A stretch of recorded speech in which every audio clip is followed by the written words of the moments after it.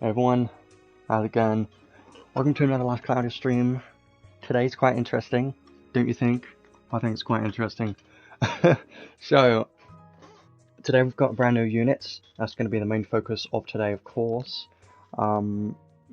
Stream's probably not going to be that long, but we'll see what happens. Today we're mostly going to be focusing on the new units. Shift Telestio. Now, spoilers, you should have done the story already, but this Telestio showed up in a recent story that we had a while ago, a few weeks ago at this point, and it's quite interesting. Now, there is a lot of, hype around this unit, because this is like two of the top tier units in the game combining into one shift form, basically. So you've got Telestio, and you've got Logzaeus, God of Ruin, combining into one unit. In theory, sounds like it could be pretty damn strong, doesn't it? Because both of those units have very strong features, and they've always been quite strong units, so could be quite an exciting unit, but we'll focus on that today. It's going to be quite fun. I don't know how he's going to be, but we'll see when we go over his kit and stuff.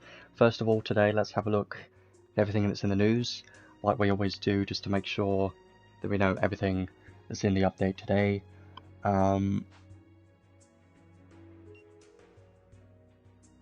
Go. So, when I saw him in the story, I wasn't quite sure if they were going to make him a unit, because he just looked way too similar to the base form of Logzaeus. So I was like, this doesn't really feel like a unit, because it just looks way too similar to the base form of Logzaeus. So I wasn't sure if it was actually going to be a unit, but now he is an actual unit, which is interesting. But I am not excited as I should be, because I just wish his in-game sprite was a bit better and didn't look too similar to the base form of Logzaeus, so it just looked way too similar. Yeah, I didn't think he would actually release. I thought they just made him, because it looked like a half-assed kind of design. Like, it could have been a lot more interesting of a design, in my opinion. But it's nice to see that it's a unit. But his kit, on the other hand, we'll go over that soon, but I'm not super excited on it yet. Yeah, it's not my favourite designer. I'm not really a fan of it. Even though I do like Telestio and I do like Logzaeus, this shift form, design-wise, isn't my favourite. But the actual artwork is pretty good. I just think it's the in-game sprite I'm not a fan of, because it just looks way too similar to the base form of Logzaeus. Like, incredibly similar, that's just not even funny at this point. But anyway, let's have a look. We've got Telestio, God of Ruin. We're going to be talking about him very soon, and the new UR arc as well. We'll see how good these are. I think it's going to be quite interesting, but I'm not, I don't have very high hopes. I did have high hopes when I heard that it was going to be releasing, but then I saw his kit and I was like, oh, well, okay, but we'll see. Yeah, I mean, what this has opened up to me? This has opened up the doors for more possibilities in the future where they could do something similar. So then I made the joke of every unit in the game is now going to get a Logzaeus shift, because that would be hilarious. And you have the God of Ruin, Barcelo, and stupid stuff like that, going to be hilarious. But yeah, what's funny, really funny to me, is now you can have you can have two different Logzaeus units in the same team, and it would be hilarious if the entire arena meta was just 4 Logzaeus shift forms. I think that would be hilarious. Like, got God of Ruin, Sarah would be pretty broken, wouldn't it? I think so. Khan and Brave Fusion would be interesting. I wonder how that would go. They could do a lot of stuff, honestly, but yeah, we'll talk about that soon. And we've got the actual event itself has nothing to do with the unit. Now, usually the event's story has some kind of, tie into the units. This one has none whatsoever, which is annoying, but at least it's some story, I suppose, but it's nothing crazy. Maybe they're going to hint at some kind of new shift for those units, I doubt it, but maybe if Leonardo gets a shift in the future, that would make sense. I would expect that to happen at some point, based on the story we've seen. Unit Test Play, Quest, Tower Trials, Dark, Gacha Updates. Yeah. Not many Gacha updates, shop updates. Yeah, there's not much that they've added today. It's kind of a chill update. There's not much going on. So, yeah, it's probably not going to be very long today, but still. Yeah, you know what's funny is that Telestio God of Ruin has a special which is called Last Cloudia, and that's quite exciting when you actually have a skill that's called the name of the game. It's quite, you know, could be quite cool, but I mean, I thought that usually story-focused units like this are pretty good, and there's rarely ever been a god-type unit that's been bad. I mean, there has been a couple, but most of them have been good in some way. I mean, I felt like they could have done, you know, an event story that is more backstory, lore with Telestio or something. I don't know. I'm just thinking about it. But yeah, there's not too much in this update today, really. You know what's hilarious? Another thing that's quite funny. This skin right here is just Shiflog Zeus. It's not even funny. It's just like, yeah, I've seen what they've done there. It's intentional because it's the exact same colours, but you know, it's not really, you know, the best design, is it? Yeah, I mean, I really like Telestio, honestly. He's cool because he's not an idiot, and he's actually the smartest, one of the smarter characters in the game, right? And I've always liked his, you know, design and lore in the story. He's pretty cool to me. But yeah, let's leave it at that with the news. There isn't really much else in the updates, I think, so we'll just move on to the actual unit itself, because it's the main focus of the day. Telestio God of Ruin is weird to say, but, you know, then we've got Loxarium Arc. Yeah, it looks a bit weird. There aren't that many gachas on. You know what's also funny? Another very funny thing that's also going on is go to Redux, and you've also got Shivlog Zeus Rerun. Yeah, I know, hilarious, right? You got this Shivlog Zeus banner going on at the exact same time as Telestio God of Ruin. Great. uh, having two different... it's just going to be hilarious. Like, every single banner is going to be a God of Ruin. Anyway, I can't get over that. Anyway, let's go over this unit and start having a look now. So, Telestio God of Ruin. I do like his artwork, but this pixel art's bright. Yes, it's quite big. It just looks way too similar to the base form of Loxias. Way too similar. Because there's all the tentacles and everything, it just looks very similar. And I'm not the biggest fan of it. I mean, I do like Loxias. I like Telestio, but this kind of... They could have done a lot more with this, I'm trying to say, really. But the artwork itself does look a lot cooler than the 2D art sprite. So he is, of course, going to be a God type unit because it's a God of Ruin shift, right? Technically. Yeah. Yeah, it's a bit weird. I mean, because he doesn't feel like a main character, right? So having a special that's called Last Cloud doesn't really make too much sense. But yeah, his actual stats, he's going to have very high intelligence, of course, because he's Telestio. He's going to have probably the highest intelligence ever. But yeah, he's going to be a physical damage dealer. Yeah, it's almost the same colours too. That's not the best, but I mean, it makes sense if you think about it. I just, you know, he's fine. I like this artwork. I just don't like the pixel art sprite. So his actual abilities, I think these are okay, right? I think they look okay, but if you were expecting something crazy from these skills, you're going to be kind of disappointed. Also, his actual, you know, his resistances look pretty good. Resistance to stun, nil to curse. Finally, a Telestio that doesn't have weakness to curse. Wow, it's about time. And weak to illness, but, you know, it's not too bad. But minus 32 light is going to be a problem considering he's probably going to be mostly a PvP unit. So he's going to be basically him against Shift Slogzeus is kind of what's going to happen, and see who wins, I don't know. Probably Shift Slogzeus, who knows. Yeah, so his actual abilities, I don't think they're going to be anything crazy, honestly. I was kind of hoping for something better, because as you know, let me just give you a picture of this real quick. The base form of Telestio, as you all know, has a skill 3 that hits all enemies, and that is why it's so strong, and why he is still used today, because his skill 3 hits every single enemy on the map, guaranteed. It's very strong, right? And then you've got the base form of Logseus, who has, when he originally released, he had very fast skills with high hit counts when he released originally, so there is already high expectations based off of the base form of Logseus and Telestio. So when you've got those two units that are combined together, you should get some pretty strong skills, but it doesn't seem like that's the case. There's nothing crazy here.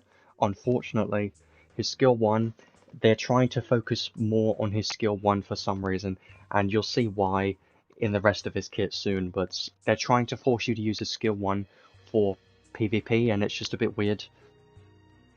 Skill 1 is a frontal long-range dark combo attack, so yes, it's going to be a dark damage dealer, makes sense. This one is 8 hits. It looks okay.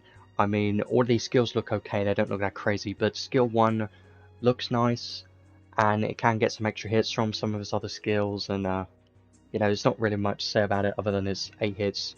Looks pretty good, it's kind of average for a skill, I suppose. And then, it could be good in PvP. You can use this long range, could be okay, but I don't know if it's got enough area to even be good there, honestly. And then the skill 2 is a wide area dark combo attack. This one is 16 hits. I haven't tested out the actual range of this one, but it seems like it's an attack around the unit itself. So it doesn't say it here, but it's basically like an attack around him, and it's not like a targeted long range attack or anything, so yeah, he's got a long range skill 1, and then he's got a close range skill 2, and a close range skill 3 is not really the best combo for this type of unit, when Telestio is always meant to be a long range damage dealer. I mean, the base form of Logseus and shift form has always been a close range damage dealer, but still. Skill 2 just seems okay. I mean, these animations look fine, but they're just nothing crazy, right? 16 hits on this one is going to be alright. It's not really going to be used too much, but skill 3 is of course going to be his main skill, probably. This one is a close the gap skill for a wide area dark combo attack. And this one is 20 hits. Honestly, I think his skill 3 looks pretty good. I don't think it's going to be anything crazy. Yeah, it's a bit weird. I mean, I was hoping for something better from these skills, because Telestio and Logseus have some very strong skills, but then you have a Telestio God of Ruin, and the skills are just kind of average, and you're like, why? There should have been very strong skills, because you've got two insanely good units combined together, but unfortunately not. And some people are going to be glad to know that he does not have a skill 3 that hits all enemies, because if we had a second Telestio in the game, or technically a third one, because we've got Albedo can be used as well, but if you had a second type of Telestio in the game, that would have been very annoying to deal with for sure. So I guess it's a good thing that he isn't a stupidly overpowered unit yet, and it doesn't have a skill that hits all enemies at the same time, so that's fine. And then his special is weird, because it's called Last Cloudia, and when you've got a special that's called the name of the game, it should be like something insanely strong, right? And something insanely good. Well, I don't think it's that crazy, and honestly, Logseus' special is better, because it has more hit counts, so it's not as good. And it's not even as good as Seadriel's special either. His is better, so it's got a big name that doesn't live up to the expectations of what it is. That's kind of the whole sums up this entire unit, is it's got a lot to live up to and it's not living up to those expectations. Yeah, so powerful dark combo attack to all enemies. This one is 91 hits, unfortunately. So I don't know why they called it Las Cloudia. They could have saved that for some other hype unit and made it insanely strong. That would have made more sense. But an actual special that's called Las Cloudia that would actually destroy everything, or something that you would expect it to be something very good, like killing the game, or just, you know, having a special called Las Cloudia that would just destroy everything. You'd expect that to be the case, wouldn't you? You probably would. But it's 91 hits, which is 9 hits less than Logzaeus' special, which technically means this special is worse than Logzaeus' special. I know, I mean, here's the problem. Here's the problem so far, right? They had 2 very good units, right? And they could have taken the best things from both of those units and put it into one unit and made it work. But so far that's not the case. It doesn't even have anything related to the base form of Telestio or Logzaeus. It just looks like it, right? The unit looks like there's both units shoved together, but the actual kit itself so far doesn't. And that is what is annoying to me, is they could have done some very, powerful things for this unit, but so far none of these skills are impressive to me, and they're just kind of average. So it's a bit disappointing on the skills part. I don't think they're that great, honestly. They could have been a lot better. So let's move on to his traits next. Trait 1. Hopefully these get a lot more interesting, but I don't know.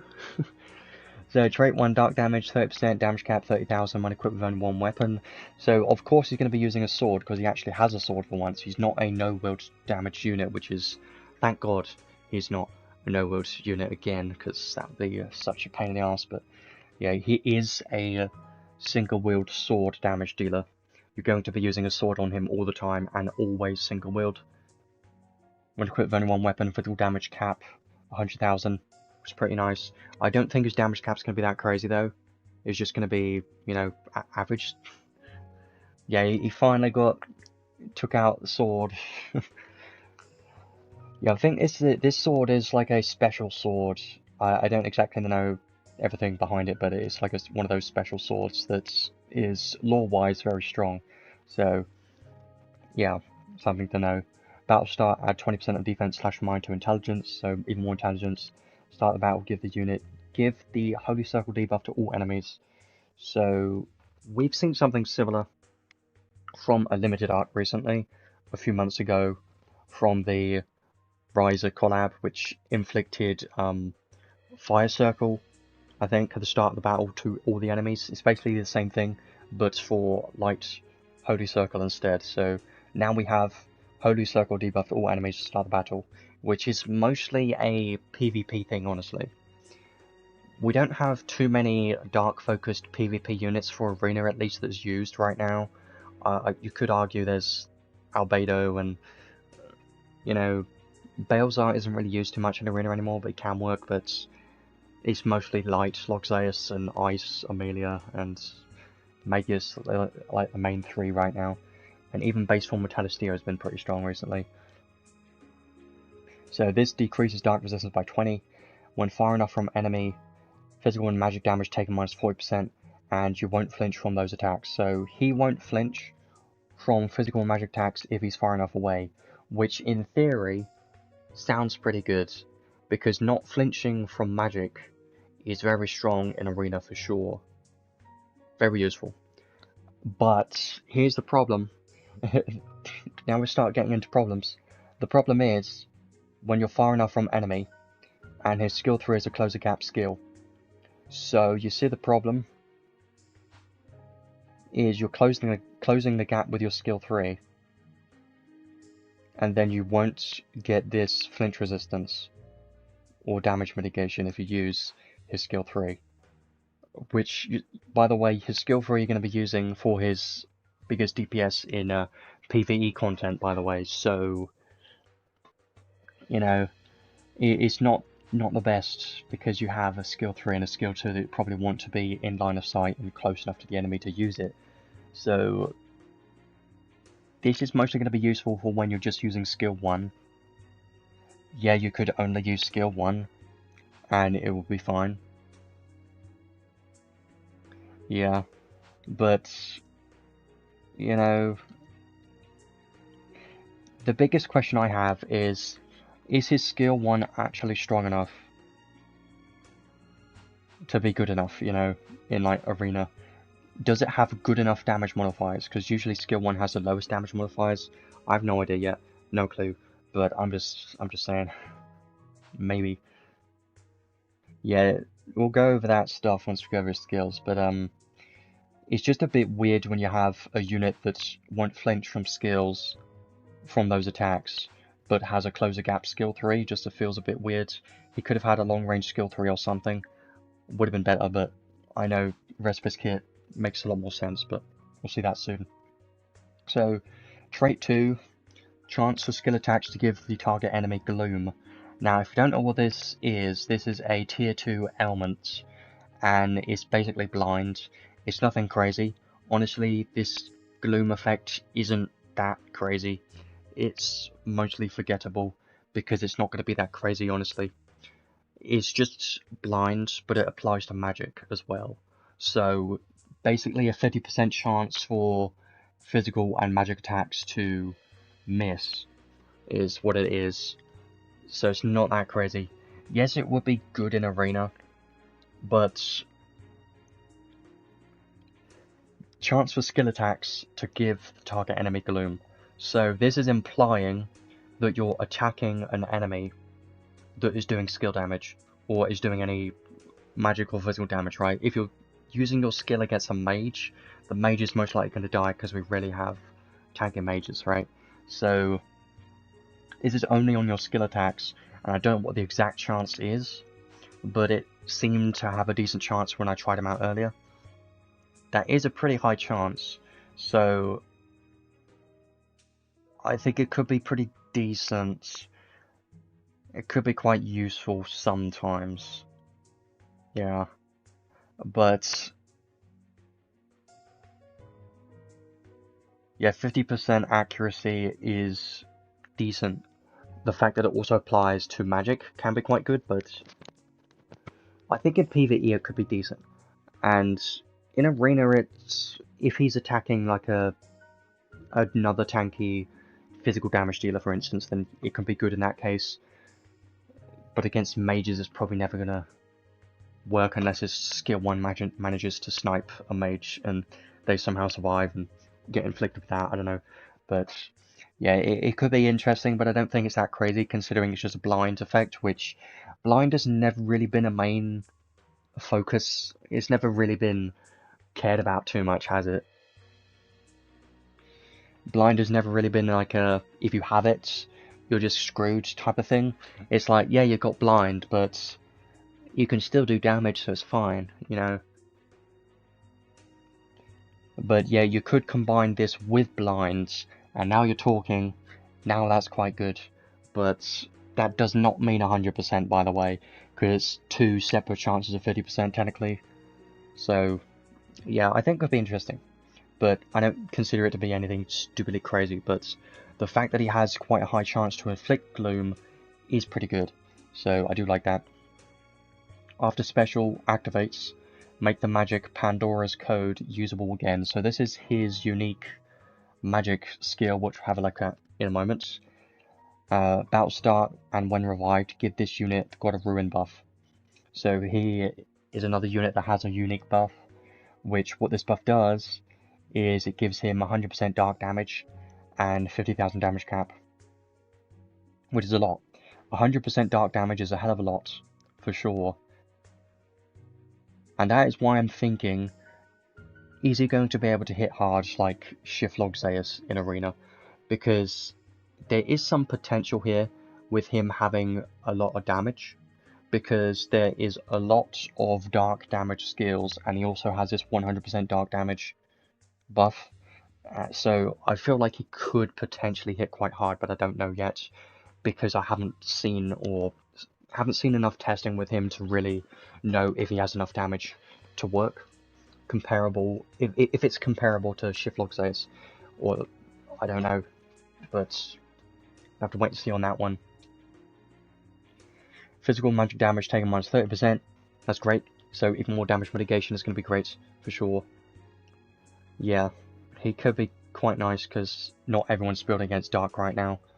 But I'm going to wait and see until someone has him at plus 30 and see his performance, because I did go against one and it wasn't the best yet, but he's literally only just came out today, so he's going to need some time first to really see how good he's going to be.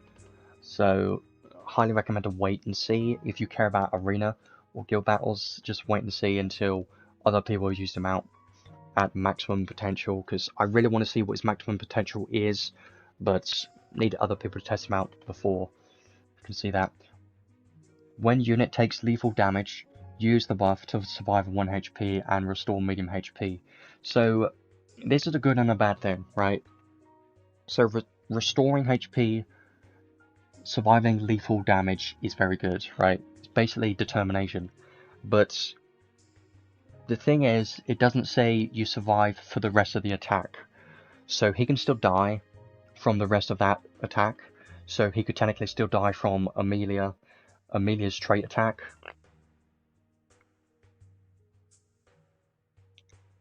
So, and it also loses the 100% damage. So it's not the best thing in the world, really. But he does get it back every time he revives. So it might not be all that bad. Yeah, this Holy Circle is Holy Circle, so it's just the exact same thing. It is the circle. It goes in the square hole. I don't know why that's the first thing that came to my mind, but it did. Anyways, I think this could be good, but I don't know. I feel like if he goes against Amelia, he's probably just going to take away this buff immediately, and it could still die, you know, because he's not surviving for the rest of the attack, because it doesn't say it here. So, not the best thing in the world, but for PvP I suppose it could be useful sometimes. It's just, when you use the buff, you're not going to have 100% dark damage. That's the problem, is you lose the buff. So, I mean, not the best so far.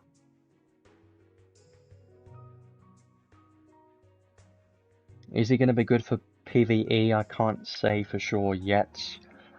So far he seems more like a PvP unit, mostly for arena, but the main problem is he's a god type unit, and Moment's Arch being Magius exists, so that's a problem. If he can't kill Magius, I don't think it's going to be that great, but I have to wait and see first. But he seems more like a PvP unit. I was hoping it would have more PvE buffs, but we still haven't gone over his skills yet. I'm just still having a look at this trait too. I think it's decent. I do really like the 100% damage buff. It's got a ruin buff, it's very nice. But the fact that he loses it when he takes lethal damage isn't the best. Yeah, I mean, the mechanics are, you know, nothing unique. They could... The thing is, they do have potential to make a lot more interesting mechanics. They're just kind of scared of making something that's too powerful, or a mechanic that is... I take that back. There's bad mechanics, like Laceration is a terrible mechanic. I don't know why they're still trying to make that good, but it's still bad. But they could do a lot more interesting things, like a normal attack only unit. Sounds boring in theory, but you know, you never know, right? They could do a lot of interesting things. And also, one thing I want to point out with Logzaeus is the base form with Logzaeus was a hybrid mage and physical damage dealer. So he could have had some magic damage in his kit, honestly.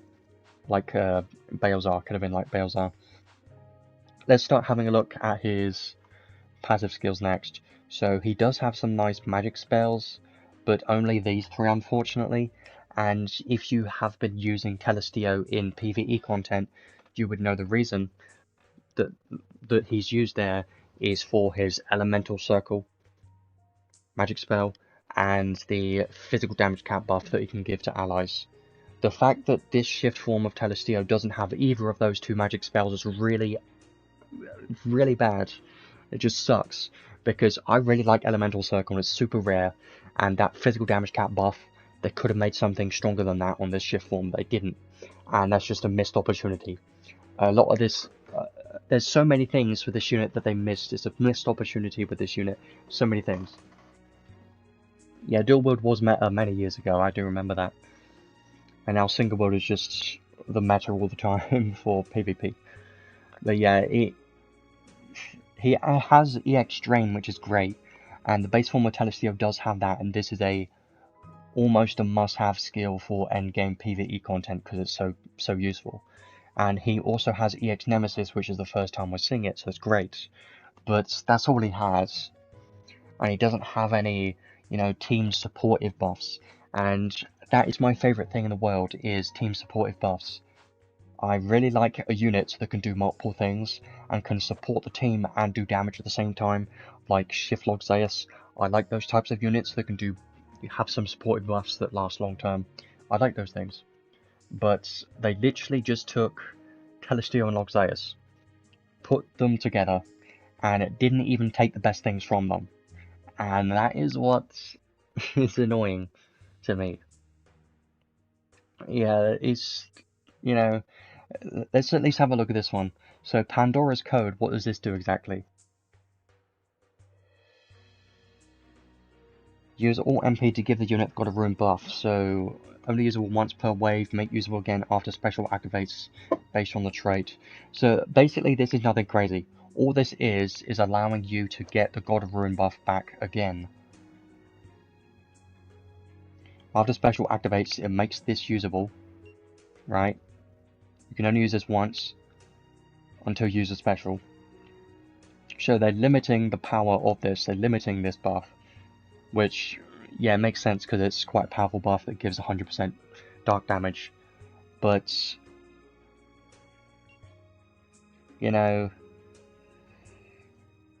this God of Ruin buff is not permanent.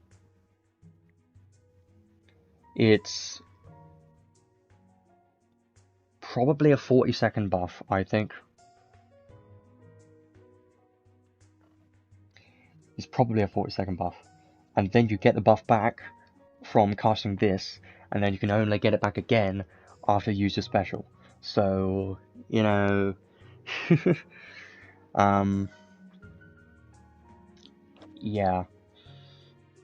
I still much prefer Christmas Rem. Christmas Rem is still the best unit in the game for PvE content. It's crazy good. So she's definitely worth the investment now if you haven't already done that. But yeah, this God of Ruin buff, this passive skill here is all it's for, really. So he doesn't have any other magic spells. He's missing Elemental Circle. He's missing some kind of, physical damage buff, because that's what the base form of Telestio has, is Elemental Circle and a physical damage buff. He's used for that, and EX Drain. But this unit does have EX Nemesis, which is useful. But it's less useful for PvE content, because the best way to get your DPS is with physical damage dealers. So, it's not my favourite. They could have done, given him a lot more supportive skills. That's what I was really hoping for. I was hoping they would give him Elemental Circle. I really wanted to see Elemental Circle, because I like that skill a lot. And just some more damage cap buffs would have been very good. But let's start having a look at his passive skills next.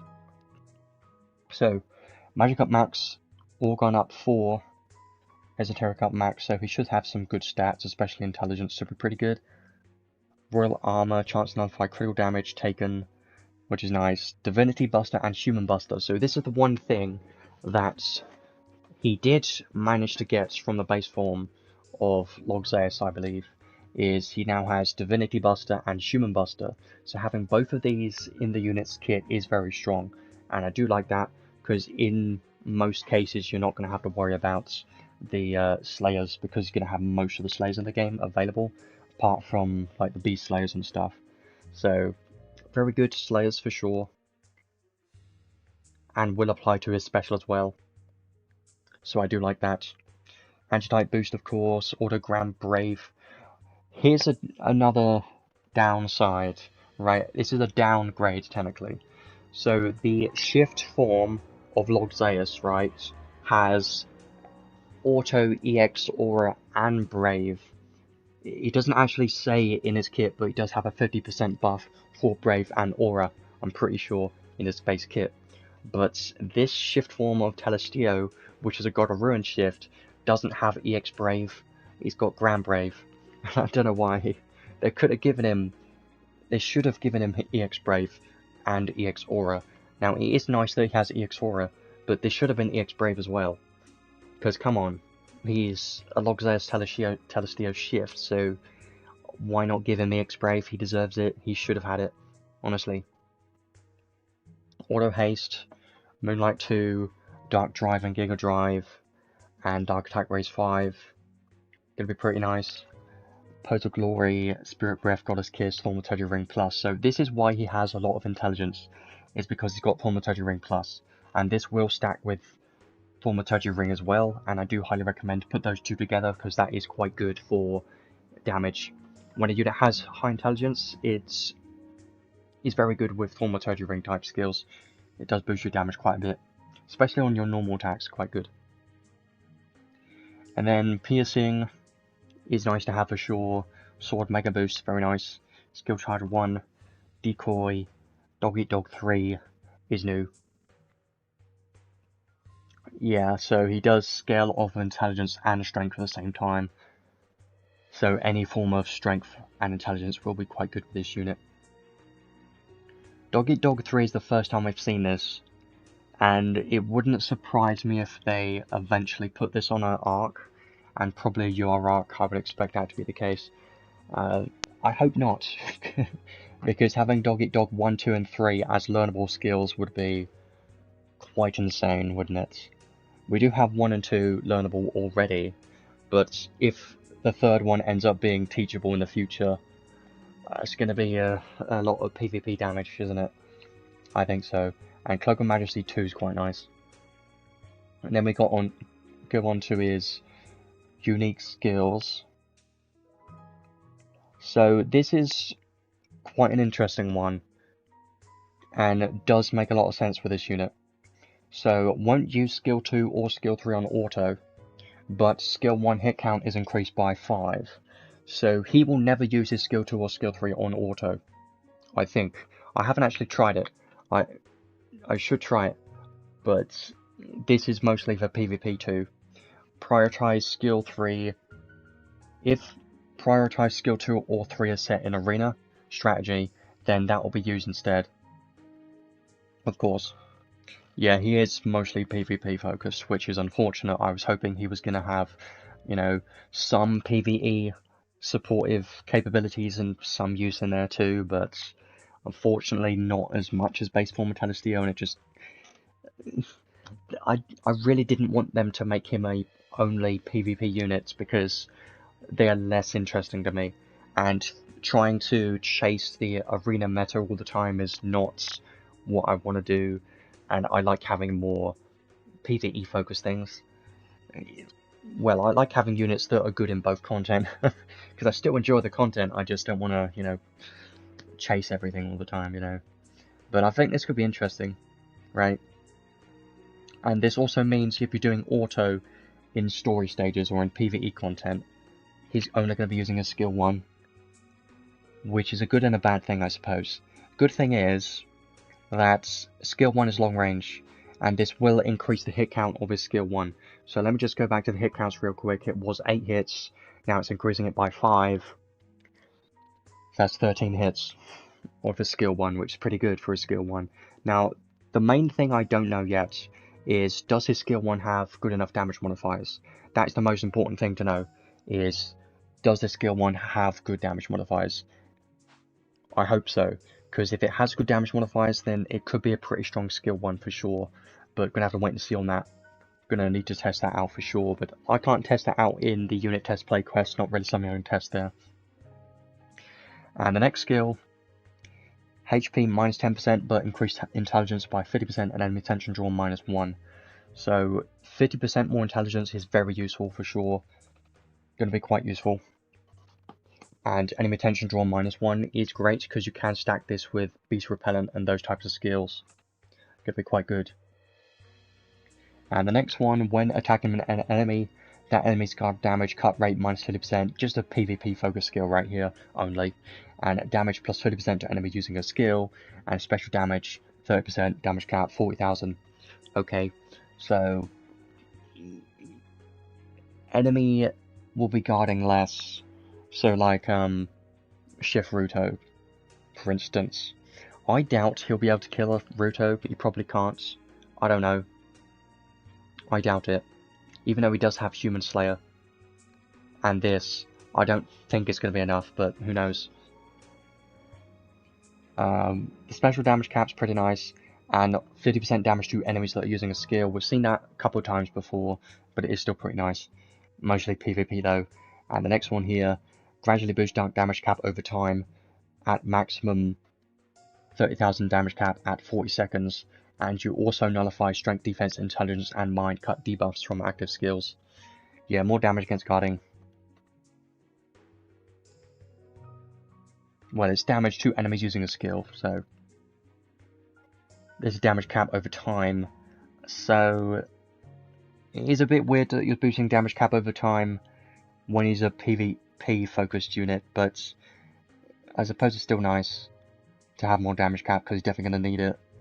And nullify debuffs could be nice.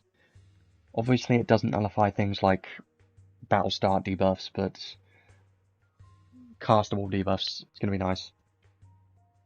And the last one here for his unique skills is increase dark damage by 30%, damage cap 20,000 to enemies with the same type as the unit, and damage taken -35% from enemies with the same type as the unit.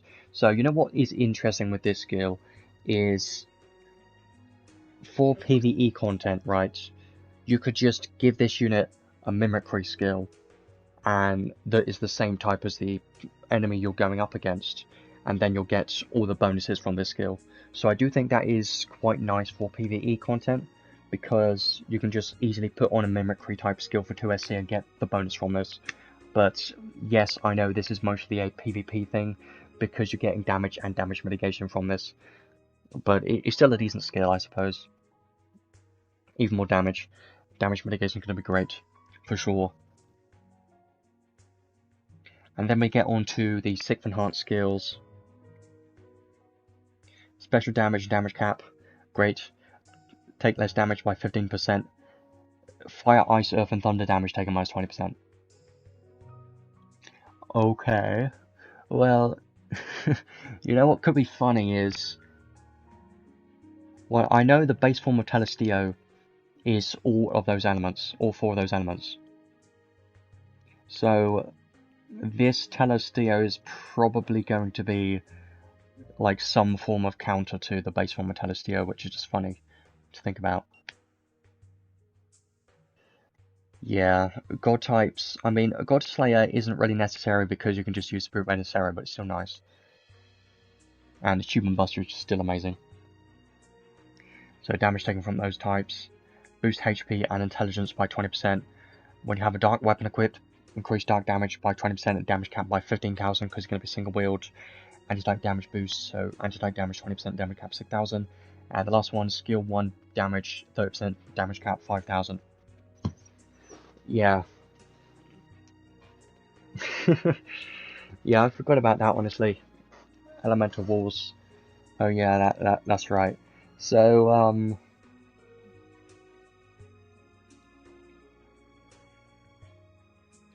unfortunately, you're gonna need a dark sword. Because all the sword boosts, and single wield boosts, and this, you kind of want to have a dark sword if possible. Yeah, shouldn't be affected by ground cross. Is going to be quite nice, for sure, from the flinch resistance from this trait. I think it could be quite good, but I don't know how good yet. And it's mostly PvP, which is, you know, you either like it or you don't. I don't like his kit, honestly, because they didn't take any of the good things from the base form of Telestio that is for PvE content, and I don't like that because I like having supportive buffs for PvE content. That's just very useful to have. And I know he does have, you know, EX Drain and EX Nemesis, but he doesn't have any, you know, walls, magic spells, or damage cap buffs or anything like that to the team. He's just a selfish, you know, damage dealer for PvP. And yes, he's kind of an interesting damage dealer because he's got a long range skill 1, and on auto you're preventing auto from using skill 2 or skill 3, and he's got some flinch resistance. When he's far enough from the enemy, he could be interesting, you know, as a damage dealer for PvP. And he's got the Gloom ailment, which is basically a better version of Blind. So he does have some interesting things in his kit, but I don't know. I have no idea how good he's going to be in Arena yet, and I am not the biggest fan of this kit because they could have done a lot more with this unit.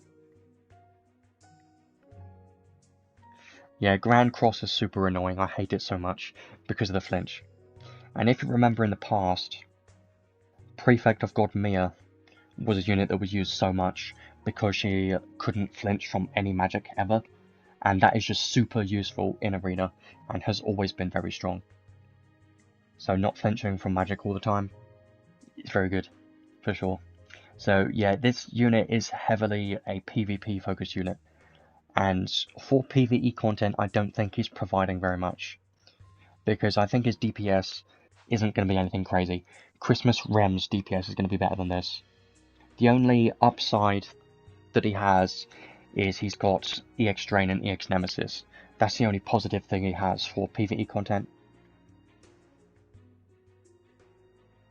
Yeah, jumped over a lot of skills because she had, yeah, that was quite funny. I do remember that, actually. That was hilarious. Wasn't it like, Prefect of God Mia versus Guile or something stupid that she could just completely, dodge? It was hilarious. She could just go up in the air and not get hit. It's funny. But yeah, back to this Telestio God of Ruin. He's definitely a PvP unit only, and I just don't think he's going to be providing much to your account for PvE content. If you just care about PvE content, I don't think he's going to be that useful to me, honestly. But he does have some, you know, potential for Arena and Guild Battles too. So if you care about PvP, then I do think he could be quite good there, but do wait for testing first before you decide to pull on this unit. Yeah, her skill 1 was quite hilarious. I do remember that because I used to use that quite a lot. It was quite strong. I'm hoping that this unit isn't another meta PvP unit, but it probably is. He probably is going to be some form of meta PvP unit that's going to fit into the Arena meta, probably. But how strong he is, we're going to have to wait and see on that one. But his kit is just PvP all over the place. There's nothing here that tells me PvE apart from EX skills. Everything else is just damage and mitigation and flinch resistance and long range skill 1. That's kind of all I'm seeing. And I wish he was a bit better, honestly, for PvE content. I wish he had Elemental Circle and some kind of team supportive buffs. And the base form of Telestio even had ecology research and could even be used for ailments. So this form of Telestio having absolutely none of that feels terrible. It really is terrible. Yeah. Maybe he could be used in guild battles and he could cast these skills and be a damage dealer as well. I don't know. It could be interesting for sure. I think it could be fun in PvP, but apart from that, I don't think he's going to be providing very much. So, yeah, I think it could be fun for players that care about arena and guild battles, which I would like to mess around with him, but I don't see enough value with this unit yet, so far. But that could change, depending on his PvP performance, that could change. And I still consider the shift form of Loxaeus to be better than this one, by the way. Because the shift form of Loxaeus actually has some supportive skills in his kit, so I do prefer that to be better. Now let's have a look at the UR arc next. Yeah, well, this UR arc, it seems decent, honestly, but nothing insanely good like we've had recently. So the trait is technically supposed to be a good one, because it doesn't have an arc skill, but I don't know how I feel about that, honestly. So, light and dark damage taken minus 30%, which is pretty nice. This is mostly for tanks, honestly. Yeah, I know, most UR arcs have not had a arc skill, and it just sucks. It really does. Because they're like, oh, we've got a trait that is so strong so it doesn't need an arc skill. No, it's not. It's not. HP is increased by 15%. Battle starts, and when revived, give the unit a damage taken minus 30% buff for 20 seconds. And nullify attribute ignore / cut effects. Yeah, one of the oldest arcs has a similar effect of nullifying attribute ignore / cut effects. So why is this on a UR arc, you ask? No idea. Yeah. I don't know why they made this trait like this, and they didn't give it an arc skill, because this doesn't feel strong enough to me. Like, yes, the damage taken minus 30% buff is very strong, but you know why I don't think it's that useful is because Spirit Maiden Sarah exists, and she already gives a minus 40% damage taken buff to the entire team continuously. Well, regularly gives that buff. So that makes this trait a lot less useful, because if you're using Spirit Maiden Sarah in your team, which you probably are, then this damage taken buff becomes not very good, right? But if you're using this on a team which wouldn't have Spirit Maiden Sarah in the team, then I can start seeing this being quite useful. Yeah, nobody's ever going to be using this in PvE content, because what is this even going to be giving you for PvE content? Nothing, just damage mitigation, HP, more damage mitigation, nullify, attribute ignore / cut effects. You know, it's just PvP, it's got nothing at all. This trait doesn't have anything at all for PvE content. So yeah, also another thing for PvP. Yeah, I would consider this. I would consider using this on my R2 Ruto in guild battles. I would consider that, because it could be quite good for that. But it's not the best thing ever, really. I can see some use from this trait, but I don't think it's crazy, honestly. And now the learnable skills do get a bit better, I think. Magic Up for Fast Shadow Wall 2, Skill 3 Breakthrough 2 could be nice. And these skills down here are quite nice. This one I don't think's great. Current magic damage taken based on how much MP is left. I'm probably never going to use it, honestly. Not that great. But these two are quite useful. Close High Boost Plus. Close equipped, increase field damage by 20% and magic damage taken minus 20%. This one's very good. This one's probably the strongest skill in this arc, arguably. Very strong skill. Because 9 SC for 20% physical damage and 20% magic damage mitigation. Very strong. It's a very good skill. So I do like this one, for sure. And a Human Geyser. Now, I know this is incredibly expensive, but you're going to be using this on a plus 30 unit. And yeah, you could put it on Amelia or any mage in Arena now and give them Human Geyser for basically free, because free skill slots, right? So, yeah, this is another PvP focused skill which is going to be insanely strong, because you can just put it on your free skill slot skills and it's going to be so incredibly good. because now you can put this on like Christmas Ram. You know, you can put it on any mage you want and give them Human Geyser. Now I know it's expensive, but if they're plus 30, no problem.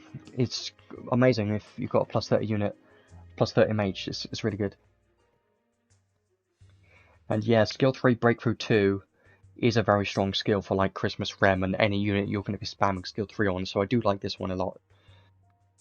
So it does have some nice learnable skills. I do prefer the learnable skills more than the arc trait. Yeah, it doesn't provide too much damage cap, but it's something, right?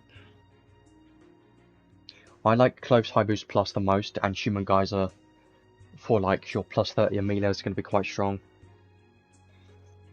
But nothing insanely strong, but it is still quite nice learnable skills, honestly.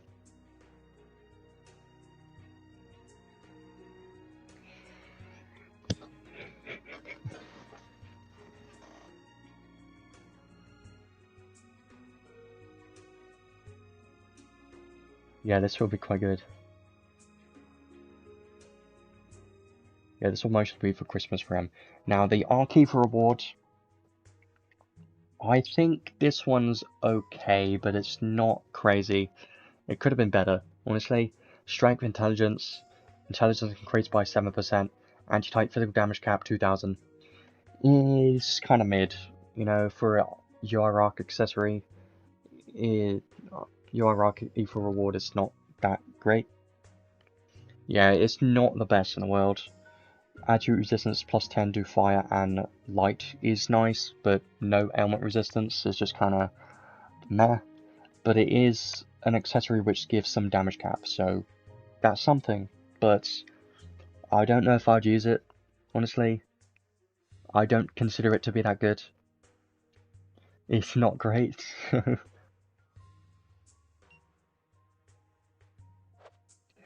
Overall, I think this is a decent arc, but it's just mostly for PvP. And yes, it does have skill 3 breakthrough for PvE content, but it's mostly for PvP, honestly. So, you know, if you care about PvP, it could be good, for sure. It's definitely going to be useful, but I don't consider it to be worth pulling, honestly. Because it's nothing game-breaking or game-changing by any means, so it could easily be skipped, this one. But if you do get it, Human Geyser is going to be amazing. And Close High Boost Plus is also going to be very strong, too.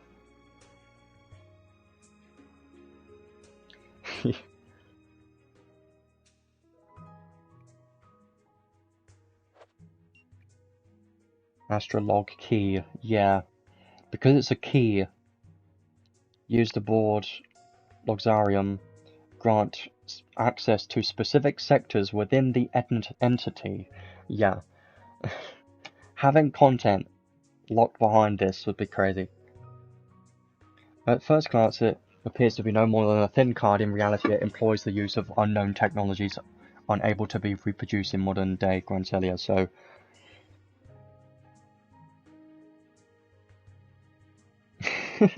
I mean, technically, yeah, but isn't Loxarium destroyed in the story?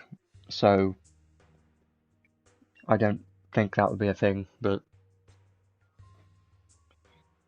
Magius and Ruto destroyed it. And Telestio, because they didn't need it anymore, did they? But anyways, yeah, I think its arc is decent, but it's not worth pulling for. It's just kind of a bonus if you get it, really. It's not my favourite. It does have some value, but it's just not enough value to want to pull for it, honestly. But yeah, I do think it's a heavily PvP focused banner. So if you care about PvP, this banner's going to be for you because it's got 2 PvP focused things, but are they super meta in any way? I don't know yet. I think this unit has potential to be, but it's going to need some testing on that one. And this arc does have some nice meta stuff for PvP like Human Geyser. People can start using Human Geyser on Amelia now, and Close High Boost Plus is going to be quite useful.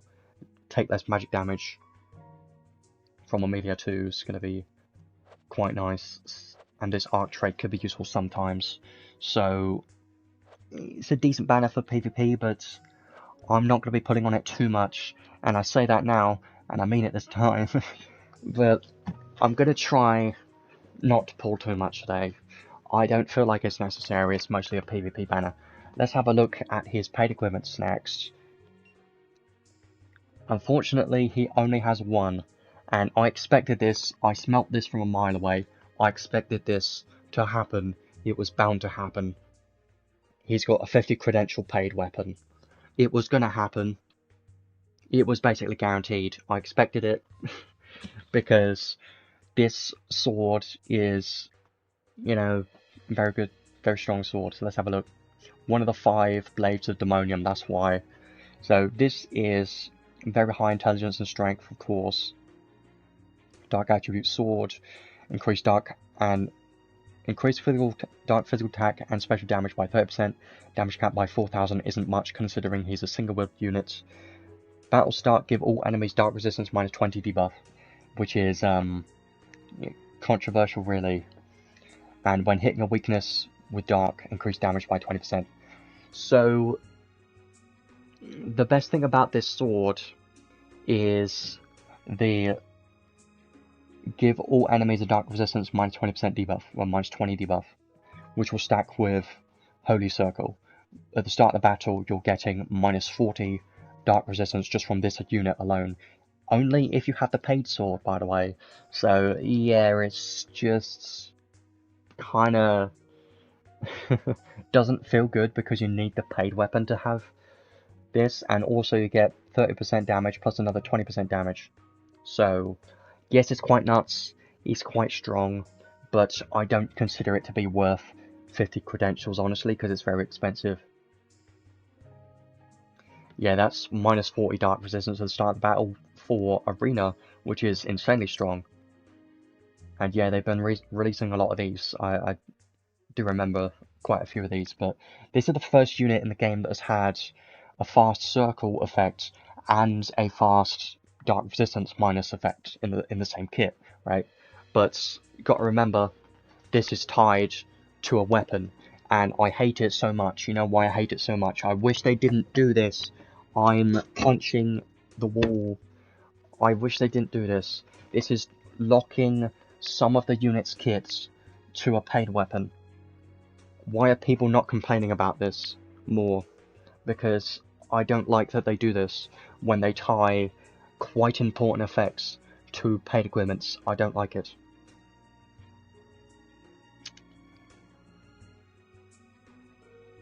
Yeah, currently tanks are just basically non-existent. If you're comparing things to Ascended Roland at this point, I don't know what to say. He's pretty outdated at this point. I think it's going to be better. I don't know. I think this is a good sword, right? I just don't think it's necessary. I'm going to try to remember later. I'm going to make a mental note in my brain to have a look at the free-to-play accessible swords and look at those later on. I'm going to try to remember that before the showcase, and we'll see if there's any better free-to-play accessible dark swords, but there might be, I don't remember. So yeah, that's the only paid weapon he has. Definitely not worth 50 credentials. Definitely not. It's arguably worse than Shiflog Zeus's paid accessory. That one's better than this. But this does provide more damage, technically. But I don't know. I wouldn't get it. If I got the unit, I wouldn't buy this. And I mean it. If it was my older account that I cared about PvP meta, I probably would. But on this account, I don't want to get this. I mean, I want it.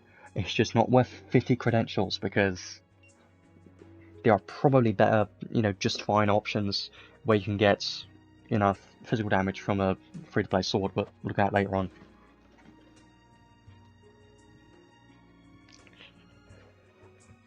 So, yeah, definitely for people that care about PvP, for sure. So that is everything in regards to the unit and the arc for the moment. I do think it's mostly for PvP, and this banner's mostly for PvP, so I think that's everything I wanted to cover for the moment. Let's do a few summons, but I do have a few things I want to say first. Let's just have a look at the banners first of all before we do any summons, okay? So we've currently got Telestio, God of Ruin. Of course, he's the new one today, and we've still got Archbeing Lebreath. Is he a must-have for PvP? I don't know yet. You're gonna need to wait for other people to test him out. He's probably not. I don't know. I don't know. You're gonna need testing. I can't say for sure yet. Wait like a week or two, and then I'll be able to give you a, you know, actual decision on that. But so far not. And we've also got these two banners are still up for another 2 weeks, and Shift Log Zeus' banner is up for another week. Highly recommend to get this Shift Form of Log Zeus. This banner is better than the new banner. Guaranteed. Because this unit is just more useful. He's actually got supported buffs on his kit. So this unit is just more useful than the Shift Telestio. Changing my mind because I know I'm right. And yeah, that's all the current banners. I do consider this one to be probably the highest priority right now for PvP, and he can even work outside of PvP. I use him quite a lot in PvE content for his, charisma and anima and damage cap buffs. He's quite useful. I do really like him. And I have to say, in regards to Archbeing Labby, I do think she's quite useful, honestly. Even though I was, saying which she was so bad in the last stream, I still stand by the fact that as a damage dealer she's terrible. But as a support, if you forget about all of her damage stuff, as a support she's quite good. And I really desperately want this 50,000 damage cap debuff. I really want this. I would really like to have this. And I think she can be quite useful. And honestly, I would prefer her over the new Telestio. I honestly would. Which is crazy, considering I said she was so bad 2 weeks ago, but she's not that bad. She's just, it's still disappointing as a damage dealer, but as a support, if you just look at it from a support point of view, she's very good.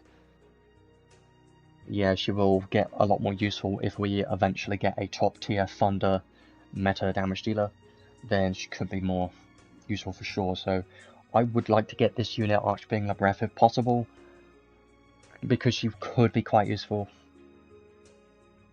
for the 50,000 damage cap debuff. I would really like to get her, honestly. But let's start doing a few summons today.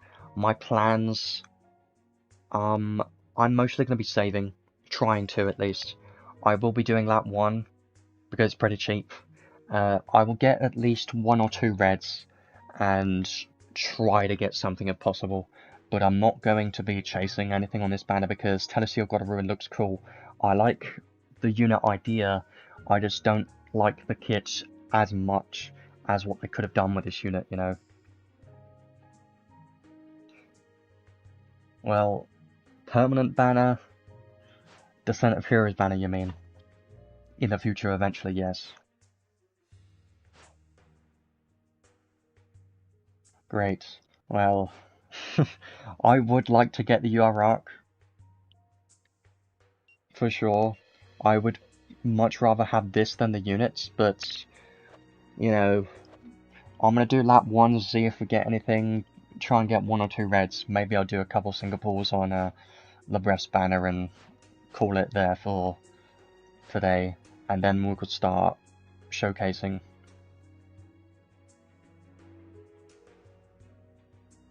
But Log Zeus' banner, yeah, this arc is pretty damn strong. I would like to get this one.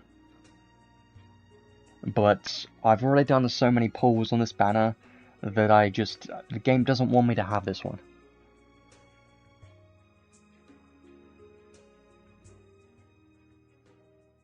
Yeah, she is Descent of Heroes. It's because she has a SSR arc in the banner. That's probably why you're thinking that. The SSR Rock is in the permanent pools, but she'll be Descent of Heroes limited, unfortunately. Yeah, I would really like to get this arc, but I'm not pulling just to get it because you are arc, you know. Yeah, Archbing's always gonna be, and basically good question, me, is there a god unit that is in the permanent pool of units? There might be, maybe, this one, but there are hardly any god type units in the permanent pool. Maybe like one or two, but, you know, most god types are Descent of Heroes. Let's do lap 1 now. I doubt I get anything, but we'll see anyways. Right, they should really release more permanent units, because damn, they're way too rare. They should be the most common like in other games, but no, it's not.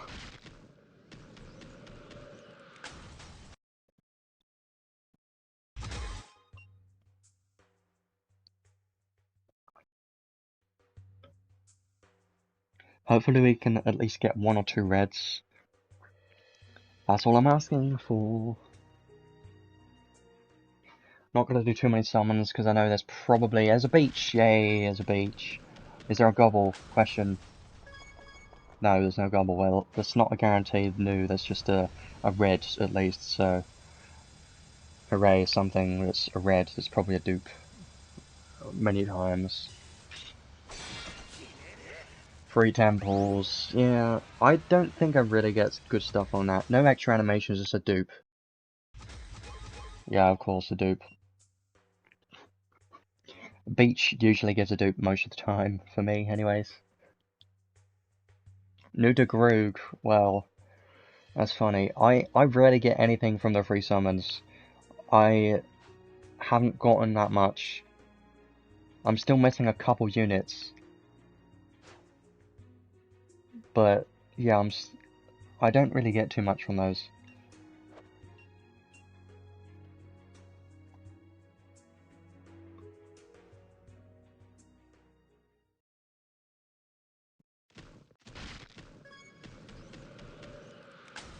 Gold, it could be a red, but it's not very likely. Just watch it anyways, but...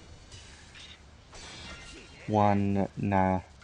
Yeah, there is a red, okay, but extra animation doesn't exist, so it's a dupe. For sure. Okay, it's new and it's,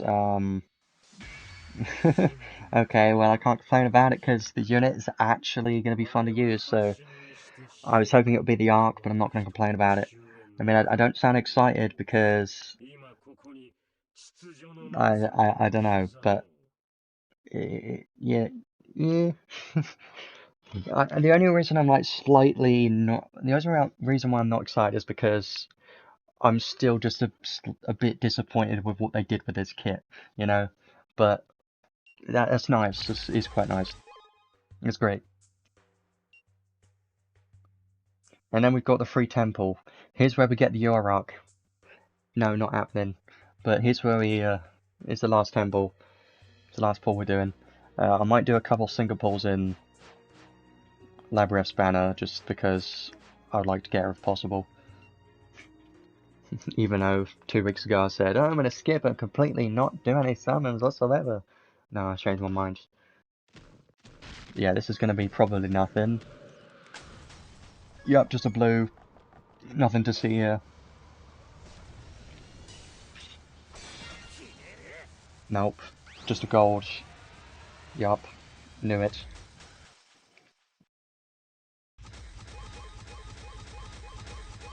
Well, I can't complain about that, because it didn't take many summons, but what changed my mind? Well, I still stand by the fact that as a damage dealer she sucks, and I don't like Laceration. I'm still annoyed with her kit, but I really like her supportive capabilities.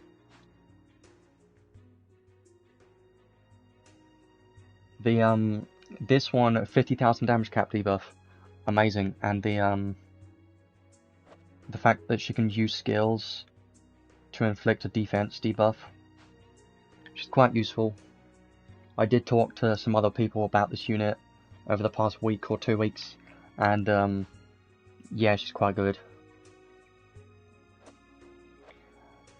I tell you what I will do. I'm not going to be putting on this banner. I only did the lap 1 and got the unit, which is great. I'm not going to complain about that because he is going to be quite fun to test out. But, yeah. I wish it was on a unit banner that I actually cared more about. But whatever. Can't complain, I suppose.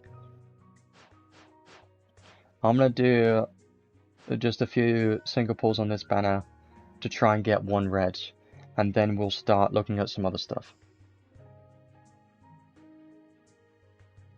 Where is she placed? Well, technically she has the highest potential out of all of those units because of the 50,000 damage cap debuff. So she can technically be better than Emperor Lelouch in some cases because she's going to provide more damage cap to the team. Yes, there is some cases like Emperor Lelouch can be better and easier to use in most cases, right? But if you're already hitting damage cap and don't have any problems hitting damage cap, then this unit's probably going to provide more because she's providing more damage cap, right? And she can also provide a little bit of damage with laceration too. So she has more potential than Emperor Lelouch and base Telestio. Yeah. But here's what I'm thinking, right? Is you just use her to spam skill 1 non-stop, or just every once in a while use skill 1 and keep using this and skill 1. And that's probably going to be her main role, is just using skill 1 and her unique debuff. Don't need to worry about her actual damage because her damage doesn't matter. Just make her use skill 1 to inflict the defense debuff, and this debuff as well for 50,000 damage cap debuff. And that's all we really need to do with this unit. Yes, she isn't really going to work as an SCT battery, unfortunately, but there are other ways to work around it. Here's the team I was thinking of, is 1 main damage dealer with Archbeing Lebref as the main support, and SCT battery Lena, and an element unit like Nero, or V, or Archbeing Melee. That team could be quite good. Yeah, she is the best unit in the game for damage caps right now, I believe. So, I'm going to be doing a few single pulls, and that's it.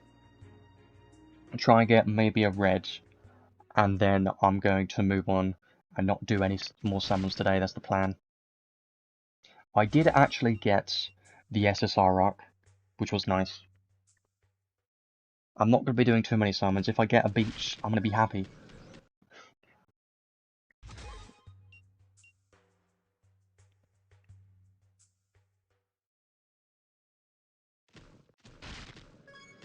I'd just like to see 1 red. People are probably memeing on me right now because I talked so badly on this unit 2 weeks ago, but I know.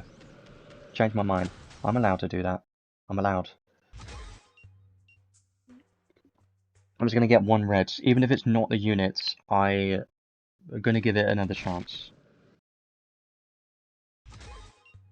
And this will be the final chance she gets from me. And then after this, I'm going to be saving for... There's a beach, hooray! Gobble, please. No gobble. It's probably a dupe then. Most likely a dupe. Do I make this the final summon, even if it's a dupe?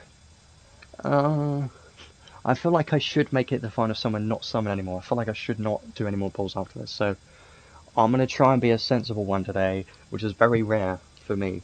I'm going to call this one the last one I'm doing today and not going to do any more summons, okay?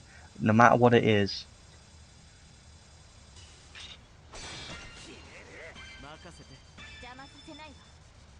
Okay. Nothing. Yeah. It's probably, yeah, I thought that was going to be the case. Well, I could do daily gacha pulls if I want to, or do more single pulls, which I said I wasn't. I want it, but I don't want to pull it.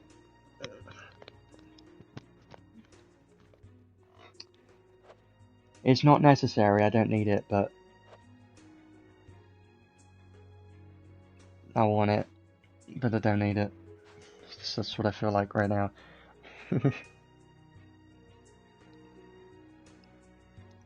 Do it, Palpatine. I did pity her. Well, I'm not pitying. I'm not a crazy person. Because I don't consider her to be worth pity. Fine, mate. Why are you showing up? I don't know why you're showing up. She's not even new, you're joking.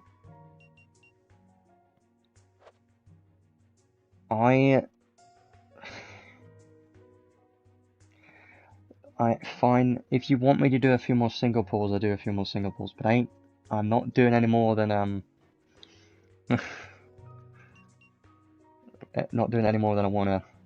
Yeah, this sprite is just a lot bigger than the base form of Telestio. It's hilarious. I will try him out. I'll start focusing on him very soon, in a moment.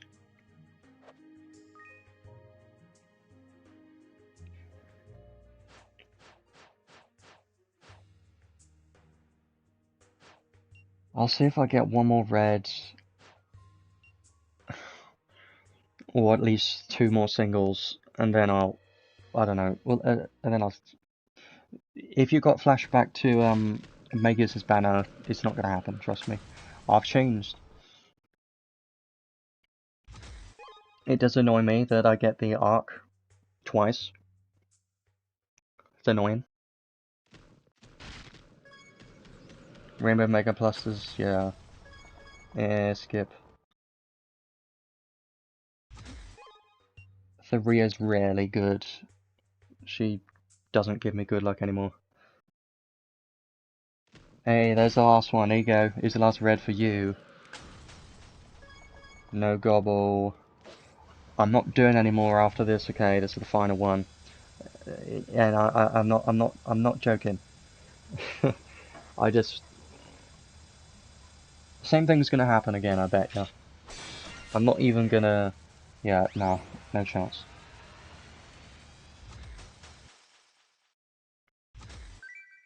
Yeah, of course it's gonna be a dupe because animations all that kind of terrible. Anyways, third turn the charm. Yeah, I'm not falling for that one. I'm not falling for that. Only if you fund my summons. Yes, I got a lot of crystals, but I don't consider it to be worth putting more crystals into this banner. Even though it would be fun to get this unit, I don't necessarily need it. So I'm trying to be more sensible and save more for collabs. She'll get a rerun in 2 months, or 3 months actually, 3 months. She'll get a rerun in the future where I can maybe get her from the step gacha. But I'll leave that there for today. With the summons, I'm not going to do anymore. For sure. Even though I'd like to, because I want that unit. She'll be quite fun in Battlegraph Simulator for the 50,000 damage cap debuff. Yes, I would like it, but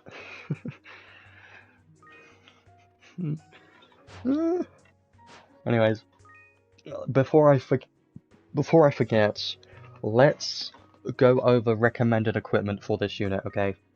Before I forget about it. Yeah, that next year's Valentine banner. Do I have the patience? The answer is no, but I suppose I don't have a choice. So let's start having a look at Telestio. Got a ruin now. I need more rainbow potions. Please, Adis, give us an event which can give us a bunch of rainbow potions. I need it. I need more rainbow potions. I know it's not necessarily something I desperately need, but it just saves time from leveling up a unit and stuff. That's all it is.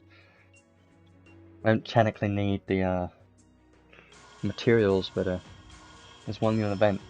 Great. They need to bring back an event which has like those boxes or something that allows you to get a chance for rainbow potions. Because there was an event in the past that gave me a bunch of rainbow potions, but that was on my other account. I had like 15 rainbow potions or something.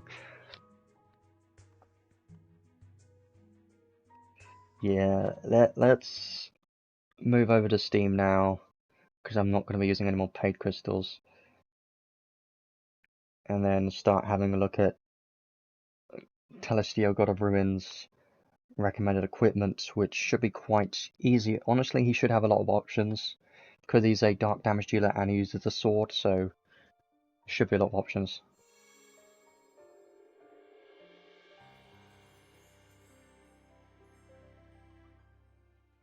Fair enough. I don't technically need rainbow potions, so I suppose it's fine.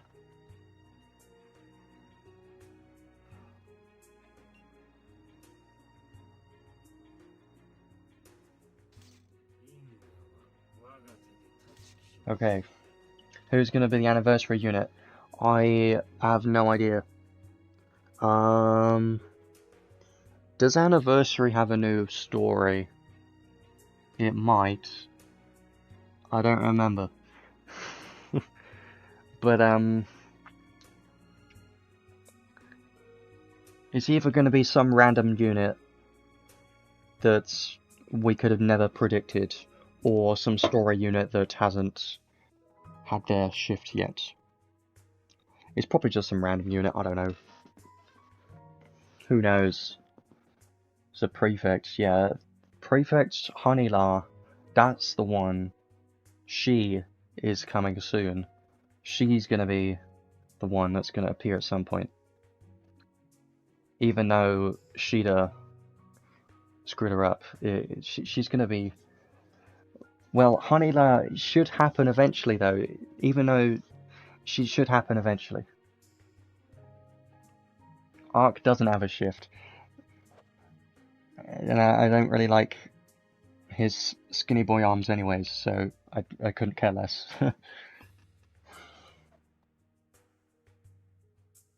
I mean, you never know. I'm not going to make any predictions, I'm just going to say it's a Detective Heroes unit and don't get too excited, because when has an Anniversary unit been good and overpowered? Hardly ever. Really. Never been stupidly overpowered anyways. Let's start having a look at this unit, okay? Let's enhance first of all, once. My mission is to sound the end for the incomplete world built by the gods. A godless new Genesis. Yeah, well...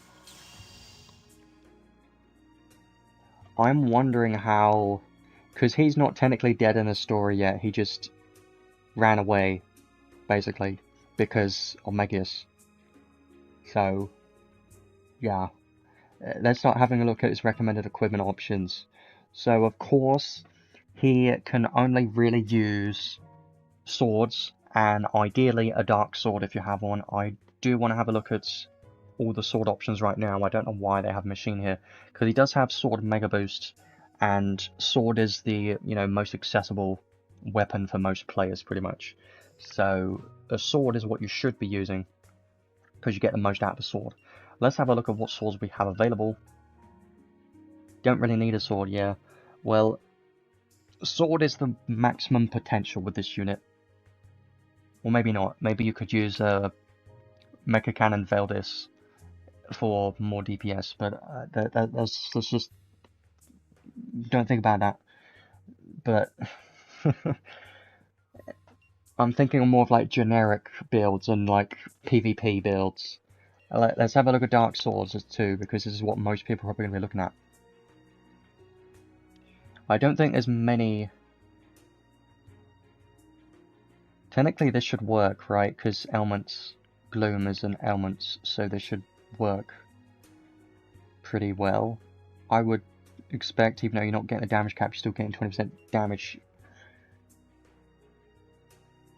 Yeah, there's not going to be many good... This one's good. Yeah, I know it doesn't have to be dark, but I'm just saying the best, sword options would be a dark one because of the 6th enhanced skill, and for PvP, if you want to have all of his damage modifiers, you're going to need a dark sword. I think this one's pretty good. Yeah, I would recommend a dark sword for most players because that's just the easiest one to use if you have one. This one I consider to be pretty good. Yeah, you could give him that sniper rifle because it's dark. That one's a pretty good one. But is that going to be better than a sword in PvP? I don't know. I mean, I haven't done the math or looked properly, but well, I did look, but I think I'll use the Blood Blade for now. I think it's from a collab. He might need piercing, well, yeah, against Magius he might need it, potentially. But against like normal tanks, like Melzer, obviously not going to work, but I don't know. I suppose that's something I should definitely test out, is machines versus swords versus like some other stuff. But I would recommend a dark sword for most players if you have one, because you do get the most from his base kit if you use a dark sword. I don't think it's going to be anything crazy, anything game changing really, but there is some potential for PvP, I think. Now, if you don't have a dark sword or any, decent ones, then let's just have a look at normal swords. Of course, you got Muramasa, because that's always a great one. There's one from the tower, yeah, true. I should definitely get that one. That's probably going to be slightly better. The Brave Star Blade is a pretty good one. Yeah, there are some other good ones that are not necessarily dark weapons. Muramasa, Sword of Lost Souls.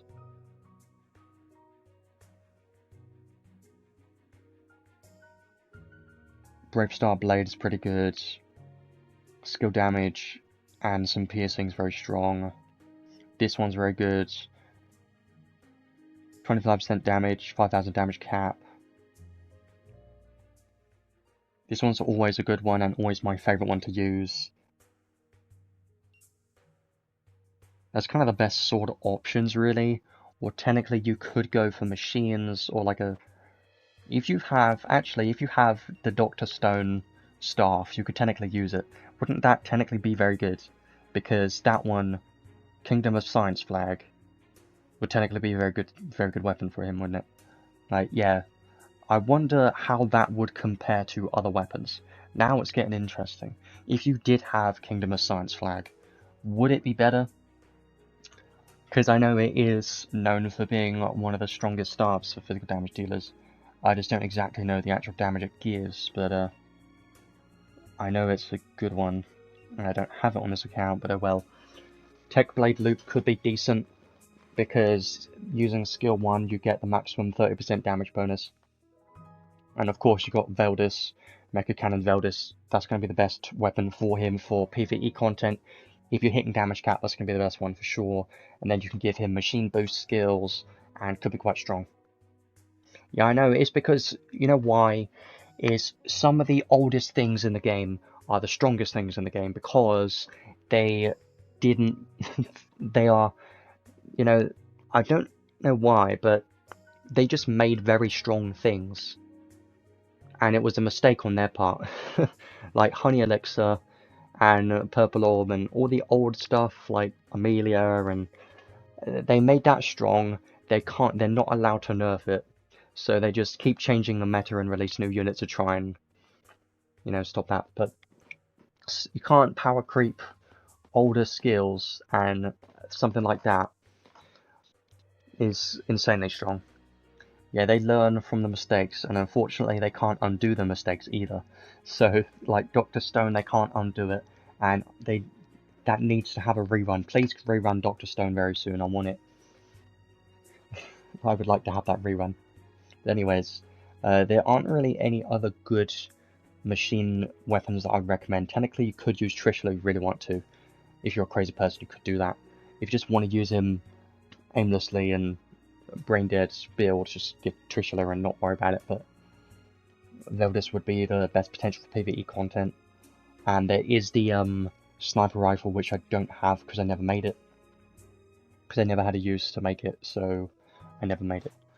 But that would be a good one for sure. Yeah, maybe. I'm hoping it gets a rerun. I really want it to have a rerun because then I'll have 3,700 years magic spell. And it's got so many valuable things in that collab that it has to have a rerun at some point. It has to. It has to have a rerun at some point. Like, ReZero had a rerun, so everything else is on the table and possible. So, he is a single damage dealer. He can only use cloves. I don't think cloves are necessary. I don't remember seeing any cloves boosts in his kit, so I don't think it's necessary. Yeah, Jen is amazing. I remember getting him and having to pity him because he was so good. Prime Bravery Raiments is going to be probably the one most people are going to use. Highly recommend to get it if you don't already have it because it's so good. I'm going to be using that one pretty much all the time on this guy probably. You could also use this one, maybe, or just anything. Yeah, the Earth Magic spell is so strong. Take less damage. I mean, there's some cloves options, but honestly the best option would be Prime Bravery Raiments. I wouldn't really consider much else, honestly. Like, nothing really compared to this, or at least nothing that I have compares to it, so just use that one, right? Just use this one, and you'll be just fine, I think. Yeah. Can you consider no wielding? I mean, yes, but no, because why? I mean, yeah, like, why? Why would you wanna?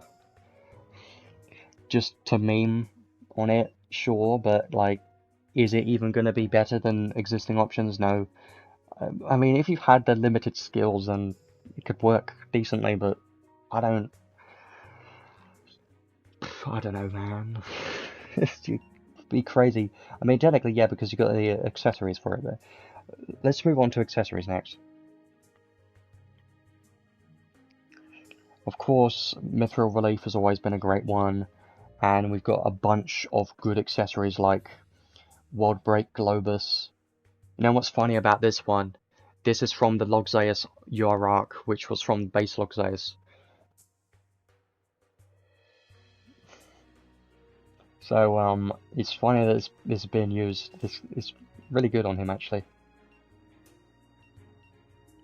Because more intelligence and strength is going to be quite nice. I do recommend this if you have it. It's going to be very good. But if you don't have it, there are some other options, like Equilibrium Sphere is always a great one. I highly recommend to get it. If you don't have it, why? It's free in the store. You should be working on getting that at some point, because it's so good. It's very good. Even gives light resistance. Doesn't give any intelligence, but still a pretty good one.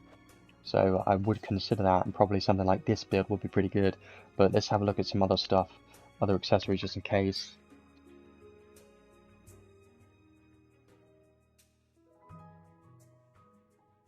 I mean, technically, because he's got Gloom ailments, this could technically work. Could be decent, maybe. And this could always be good. This one actually going to be very good on him because weakness, because he's got that minus dark resistance debuff in his kit from the circle, and if you have his pain weapon, that's minus 40 in total. And he's got a lot of anti-type slayers. He's got a lot of slayers in his kit. So this is going to be one of the best accessories to use for him, in my opinion, because you can take advantage of both of these. So I do think that's going to be quite strong, as long as the enemies are not building dark resistance. And this could be good if you're up against divinity type enemies. Probably not going to be using that though.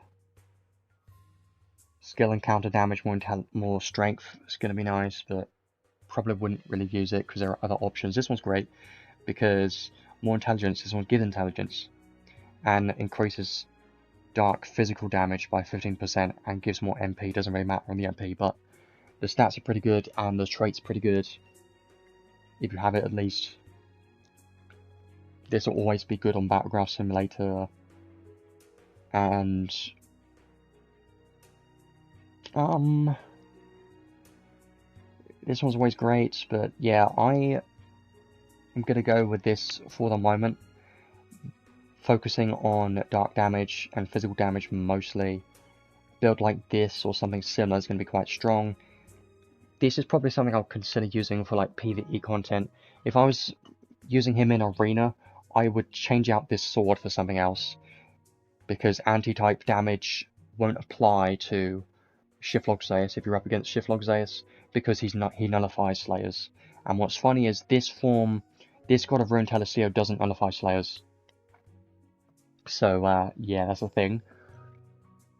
You'd probably be better off with a different sword like Muramasa or something. Maybe this one, I'd probably prefer using that one honestly. But yeah. And then crests, of course, if you have any good crests. Anything for dark damage. Like dark damage. Where's the one that I do have? It's this one, which increases dark damage by 20%. If you have any, that is, I'd probably use that. I'm going to go with this for the moment. And that's probably what I'm going to be using him as for the showcase. Could be pretty good, I think.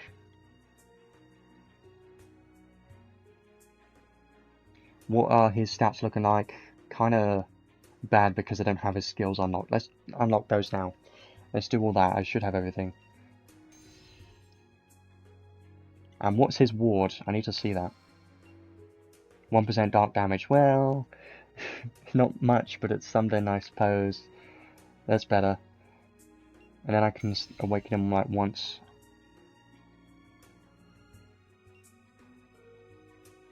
He says godless new world, but he is the god, so that doesn't actually count if you think about it. Yeah, I do like 1% damage wards, even though it's not much. It does help your like Christmas Rem and Balezar and stuff like that, so all units getting 1% more dark damage, considering there are so many dark units in the game, is going to be quite nice, I think. Even though it's not going to be very significant, but it's going to be something at least. Yeah, so I'm going to be using him like this. Yeah, Joshua as well.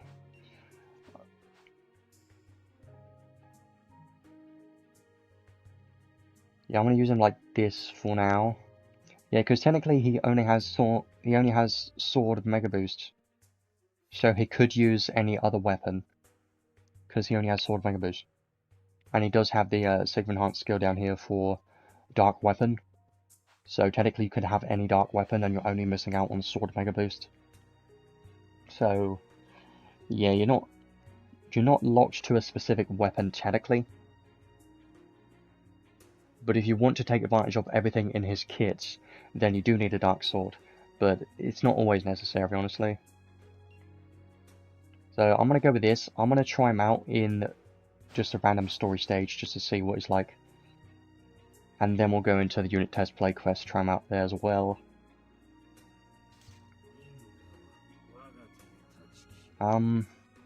Because he's a shift form, I'll be able to use Honey Elixir and all of the skills that I've taught already. I didn't prepare for this unit because I didn't think I was going to get him. I thought I was going to end up skipping, but oh well. Also, technically you could have a axe. You could have a dark axe equipped. You could give him a dark axe and give him this arc. That could be a thing. And he doesn't have a human type. So that's something, isn't it? And technically you don't even need an axe to have the dark damage, so this could be a good option. For sure. And strength and intelligence benefit him. Both of those stats are going to help him as well. So honestly, this arc could be pretty good for him. Do I even want to use an arc right now? Well, let's just not have an arc. I'm going to go with this in the story stage and see what it's like. Yeah, 30% damage can be quite significant, but can be made up.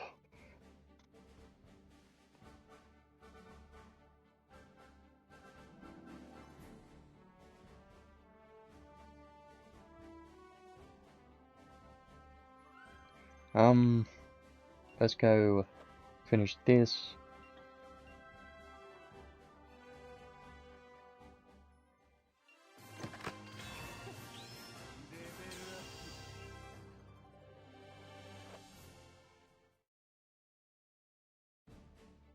Yeah, I need to check Origami. I haven't used it in a while, but I was thinking it could maybe use it, but...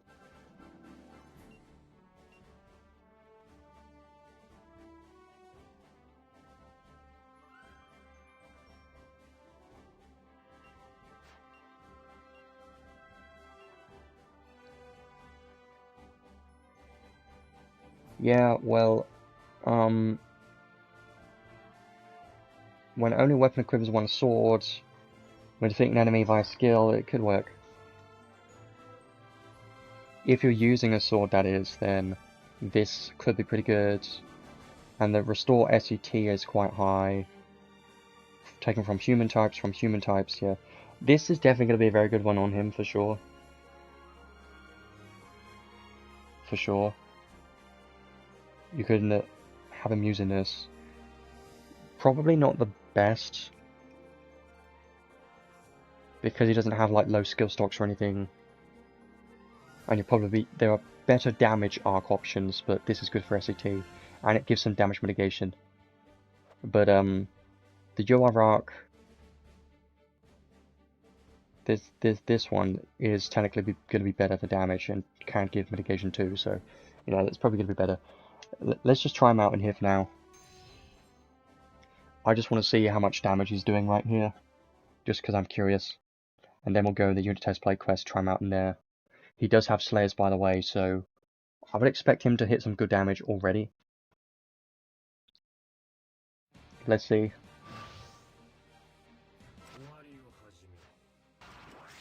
And yeah, of course, he's going to have the 100% dark damage from God of Ruin buff. So very high intelligence and strength. Could be a lot higher, but you know.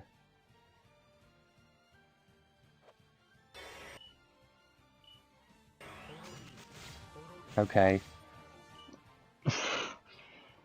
Well, they're just dead. Yeah, they... Well, that's because they were weak to dark, but... We're reaching a point to where, like, every new unit can just wipe this stage now. And I know it's super... I know... Before you say, I know this stage is many years old, I just like to do it anyways. Because this always used to be my testing ground stage, but...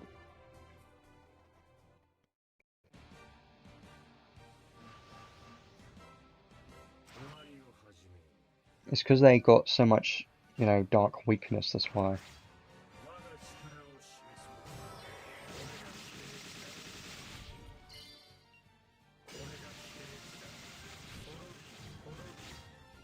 Okay, well, yeah, he is already hitting decent damage because he does have Slayer and a lot of damage already, but let's go in a unit test play quest and try him out properly in there, okay? And then we'll probably go back to testing him out a bit more properly in a bit afterwards, I think.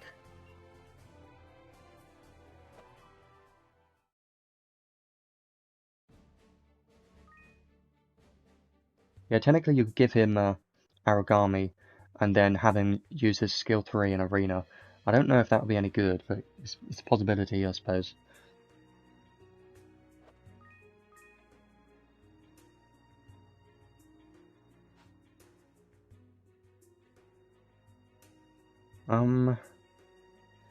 Couldn't you technically dual wield for like PvP? I'm just checking because I'm curious. Because he technically doesn't have any single wields. Yeah, he doesn't need it, but still decent. Technically, you could dual wield him. Hear me out for like 2 minutes, okay? Single wields, he only gets damage cap, right? He's not losing damage if he's dual wielding, I think. Which means you could then give him dual wield, 2 weapons, and this arc, because for each sword, axe, or hammer equipped, increase physical damage 40%.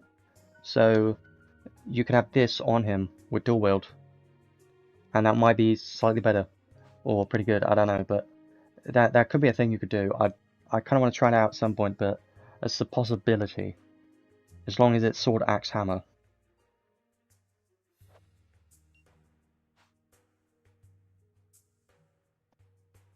Which is fine.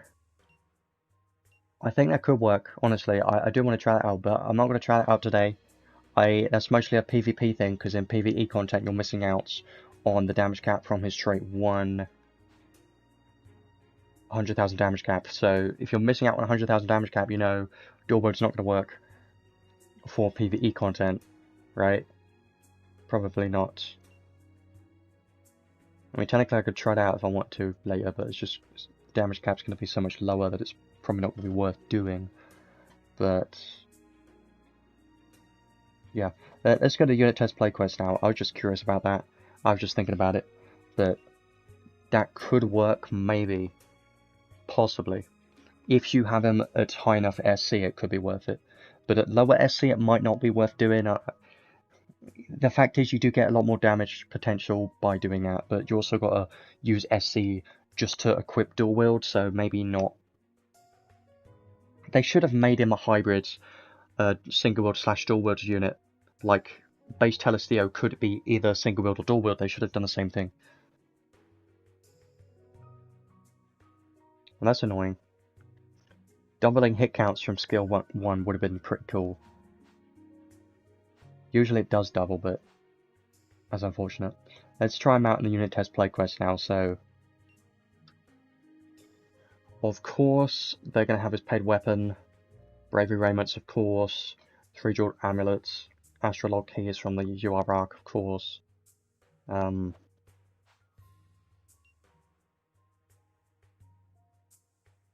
it does not.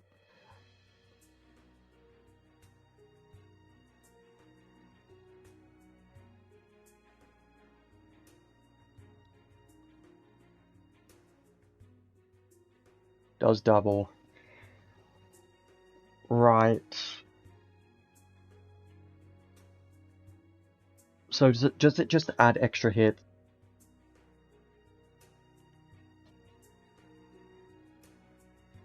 And I'll make 10. Yeah, because technically he doesn't have... Yeah, he could definitely dual wield in PvP. Let's try him out in here. I want to see what this is like.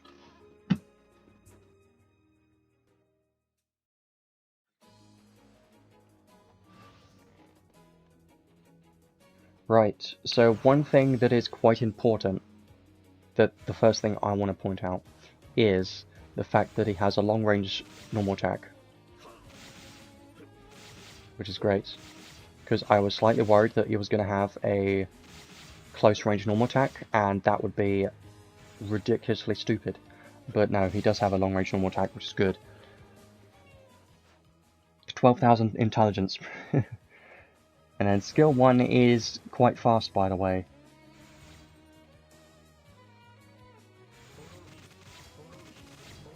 It can't really be spammed that quickly, though.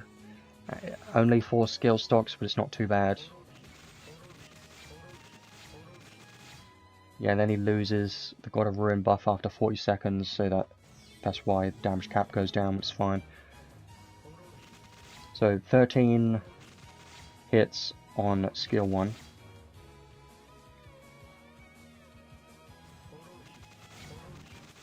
And that's the Gloom ailments, by the way. Chance to make physical and magic attacks miss.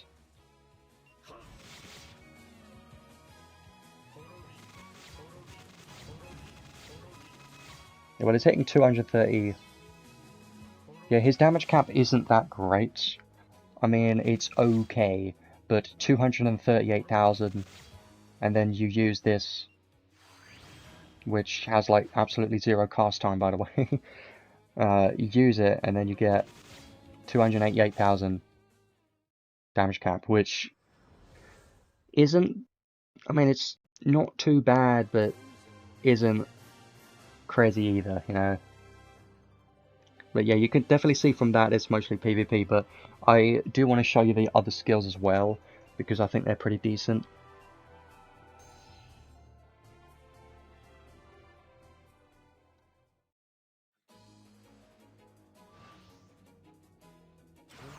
So, Skill 1, as we've seen, long range, pretty nice. And then skill 2, you have to be in line of sight, which is quite close, which is weird.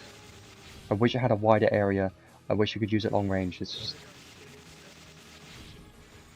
The good news, though, is they're not incredibly slow. They're decently fast. So it's not bad.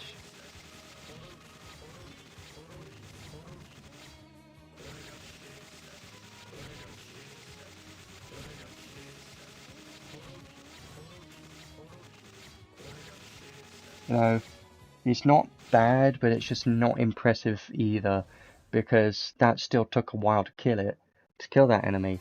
And other units like Seadrill and, you know, Christmas Rem can do much faster, much better job. Even Moments Arch being Megas could do better for DPS. So I don't think his DPS is going to be that good compared to other units that we already have, unfortunately. But let's try his skill 3 out next, which is his Close the Gap skill, so you can use this anywhere. This one is pretty fast, but 21 hits. You know,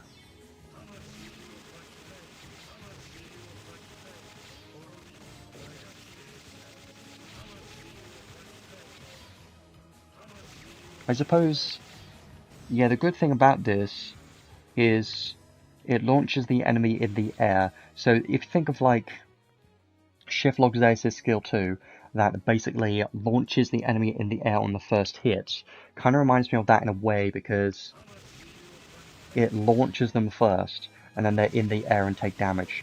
So I think this could be decent for damage. Yeah, the damage cap goes up the longer you're in the fight because of one of his skills, up to 40 seconds. And then you want to use Pandora's Code. And then that's his maximum damage cap potential.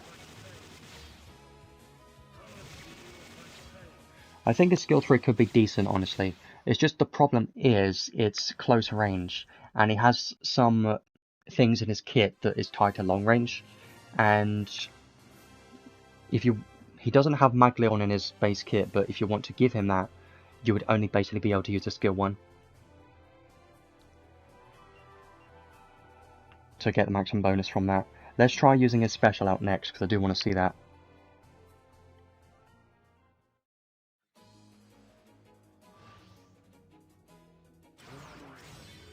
So, a special that is called Last Cloudia, right?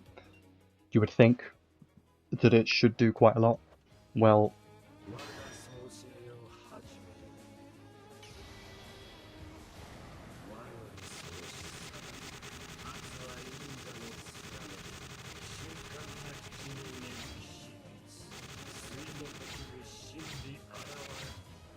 it is, you know, yeah, it's cool, but it's a worst version of Endlessness, which does 100 hits. And Endlessness is the name of the special that Log Zeus has and Lillahar has. I think they all do 100 hits, I don't remember, but Log Zeus has a 100 hit special. This is basically combined Telestio and Log Zeus special. It makes it worse. Yeah, well, if they were to make him like the last unit, they would have made it overpoweredly, stupidly strong just to try and make more money. Hooray, money!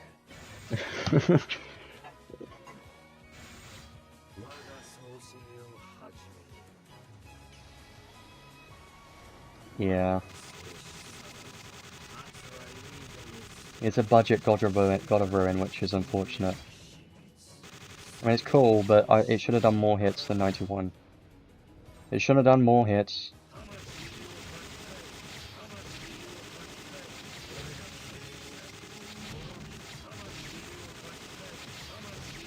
I mean, I do have to say, I do like his skills. Even though his kit is a bit, you know, strange in the fact that they only really want you to use a skill one. If I put it on auto right now, he's only ever going to use this one. He's never going to use any other skill, see? This is the only skill I'll ever use. God of Ruin at home. That's basically it, right? Mommy, I want God of Ruin. We got God of Ruin at home. This is what it is. Okay, well, he's not bad though. Let me do this one more time, okay? And I think I'll leave it there for the showcase today. And then I might try him out a little bit in some story stages. Yeah, I think he's still going to be decent. I don't think he's bad, right? He has some potential with PvP mostly. In PvE content, the DPS isn't bad. I think the DPS could be decent, right? Because of his skill 3. If you keep spamming his skill 3, I think the DPS could be okay. But it's not going to be comparable to Christmas Rem or those types of units. But I think it could still be decent enough. Maybe you could make him a, you know, support sub DPS, or like a second damage dealer / support in your Battlegraph Simulator team. And the reason why I'm saying that is because he has EX Drain. So he could be debuffing the enemies with EX Drain. And also be doing some decent damage with his skill 3 as well. You know? That could be decent. I'm just thinking about it. You know? Where would I be able to fit him in a team, and in what content? It's going to be difficult to juggle like 2 or 3 physical damage dealers. Like Lena plus Shift Telestio. Him being the main debuffer with EX Drain. And doing some damage. And then you have Christmas Rem in the team as well. Actually, you know what a good team could be? Yeah, would you use him in the place of Telestio? That's the question. Is technically base form of Telestio has more supportive capabilities because of Elemental Circle and that stuff, right? And the physical damage cap buff. But what this form of Telestio provides is more DPS output. And yeah, research skills if you want him to build an ailment unit. So this shift form of Telestio provides more DPS output for your team if you're struggling with that. And he does have EX Drain and EX Nemesis. So the team that I just had an idea of was Christmas Rem, Shift Telestio, Arch being melee, and Lena. Would that work? Probably gonna work, but is it gonna be better than other team options in Battlegraph Simulator? I don't know. You could also go with you could also change Arch being melee out for Arch being Lebref or Nero, because you're gonna need an ailment unit in there somewhere. And you could maybe even teach some other supportive skills to Telestio, but he's not going to be supporting your main damage dealer, unfortunately, but he is going to be able to output some damage himself. So I think his main value comes from the fact that he has the EX debuffs. If he didn't have these, then he wouldn't work in those types of teams, because those types of teams require a dedicated support that can reduce the enemy's defense. So it could work. I do kind of want to try it at some point. There's so many units that could take his place, and he would have a hard time fitting in the team, but maybe he could fit, and maybe if you can manage like 2 or 3 damage dealers, it could work. Who knows? And it might be better, I don't know, is it better to buff your main damage dealer with more damage cap? Or is it better to have another damage dealer? So would you rather have an Arch being Lebref that can buff damage caps, or this Shift Telestio? Is what you got to think about.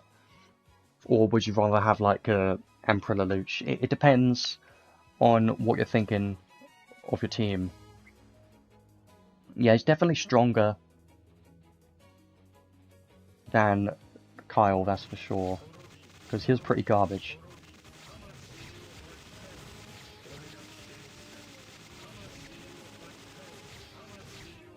Yeah, I do like his skills, honestly. I like the skills. The animations are pretty good. Yeah, I know he's mostly PvP. I'm just trying to think outside the box of where else he could be useful. Because if he's literally just PvP units, funny damage, then it's not that, it's less interesting. But if he could technically work in a Battleground Simulator team as another damage dealer slash support, because he has EX Drain, then that could be quite useful. But maybe I'm just coping. I don't know. I'm just trying to think of ways where he could be used, you know. And I think it could be used, but replacing existing units camp is quite difficult. But it depends. I tell you what, I will try it out once I have him fully built in the next few days or a week or so. I do want to try him out in Battleground Simulator with him and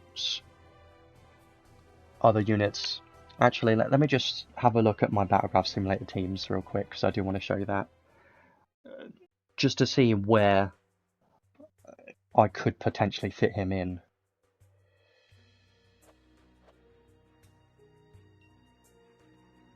Because I have been doing Battleground Simulator a lot over the past week. Well, not a lot, but some of it at least. I've been focusing on this. I'm at 274. I'm currently focusing on pushing this as much as I can. But here's the thing, right? Is if you were to consider using the shift form of Telestio in a team in Battleground Simulator, you would be... He's not going to replace Christmas Rem, so she's still going to be in the team. I think he would be a unit that would fit more into the supportive role that could also output some damage at the same time. Unfortunately, it's not going to work in this team, for instance, because I'm using Emperor Lelouch for ailments, so it's not going to work in this specific team. Yeah, unfortunately I can't reach 300. I just can't get past 292. I can't get past this. I tried, but I couldn't get past this point, so I just kind of stopped and started focusing on other bosses instead. Getting to 300 is incredibly difficult. So I don't think it's going to work in this team, at least for me. In this team, probably not either.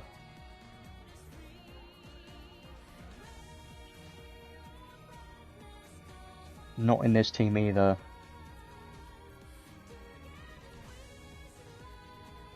But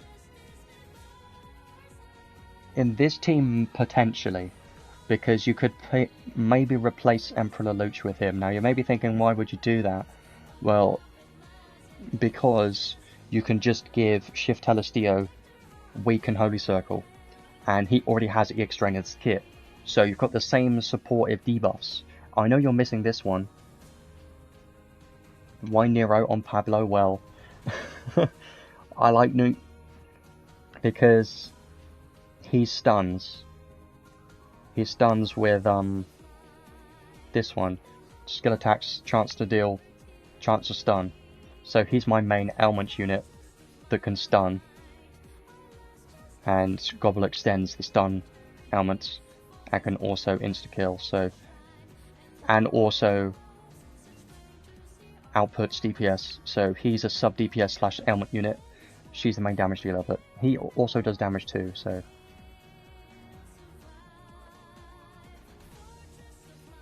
I can technically push a bit higher than in this boss, because I'm at 220, so I could probably push a bit higher with this team I'm currently using. I just haven't focused on this recently, because I'm focusing on other bosses. I haven't touched this one in a while either. But maybe he could work, probably not on this boss. I'm more thinking of maybe this team. So, I'm thinking maybe Shift Telestio could replace Emperor Lelouch in this team.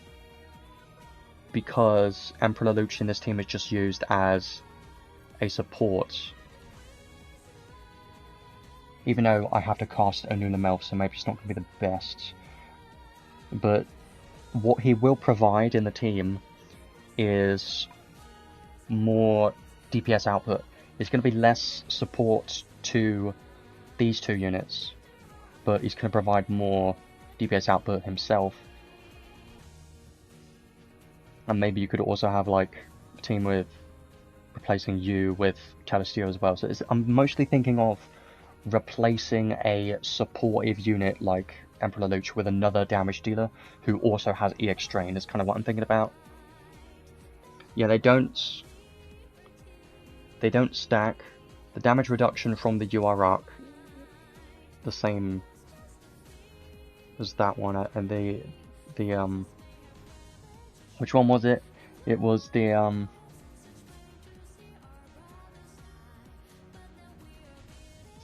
yeah, they won't stack if they say the exact same thing. It'll be the same buff icon, but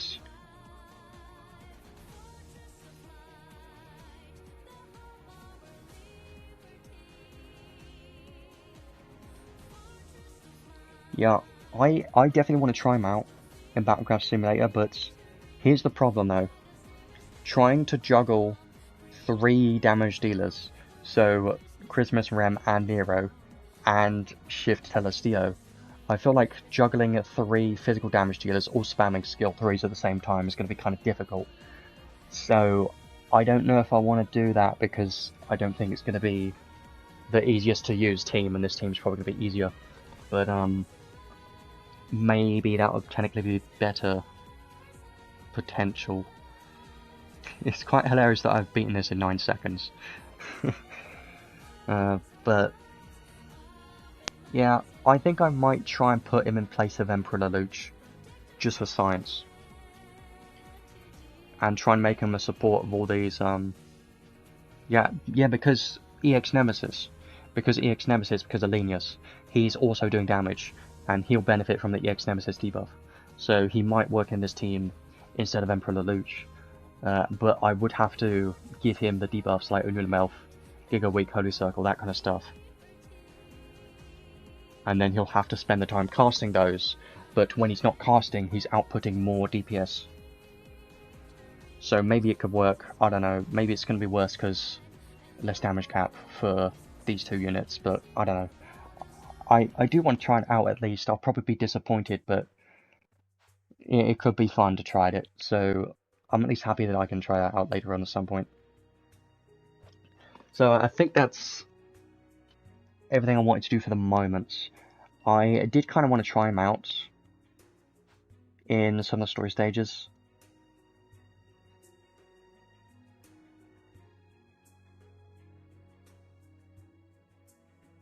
So I think what I want to do right now, very quickly, is I'm just going to use Susanoo.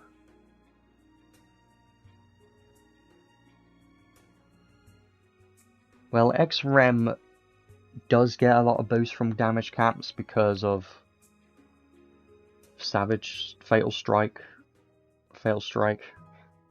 So I usually try and boost the damage cap as much as I can with that. I'm gonna try out Telestio with more of just a build, not a full build, just to, you know, I should probably level them up and stuff, honestly. I'll try a little bit, get some more skills and try them out a little bit more, and then we'll leave that there.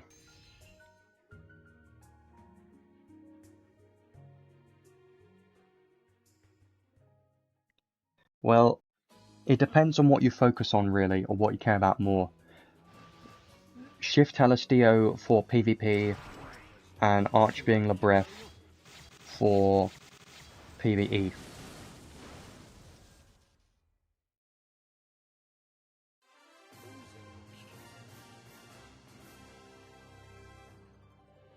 Basically.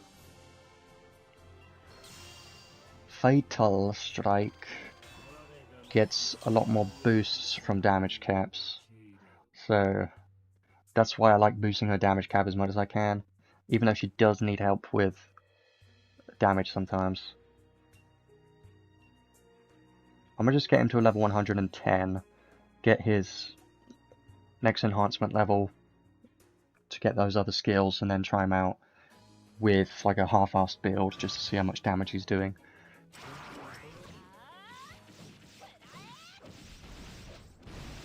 That was rude.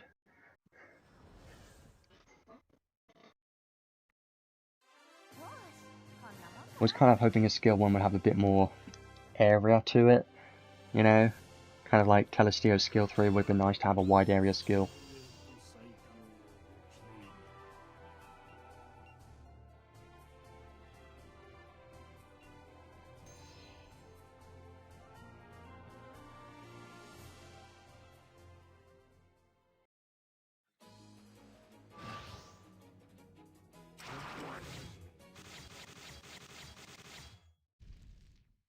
Yeah, it is pretty nice.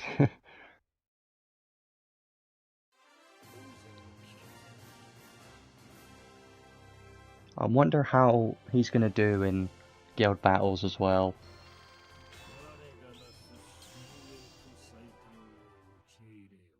Like, could he technically... I must know if he has enough damage to kill Mauser, because that's very important for me, is can he kill a Mauser? Because if he can, that's gonna be great. I would expect that to be the case. So, let's enhance him one more time. That's sick enhance. I don't know if I have the materials for this made yet, because I didn't prepare myself for this. The answer is a no. Is a yes. Okay, good. I want to get most of these, and I do want to do like a bit of a build. Yeah, the arc is pretty good, but it's not worth pulling for. It's quite forgettable, honestly.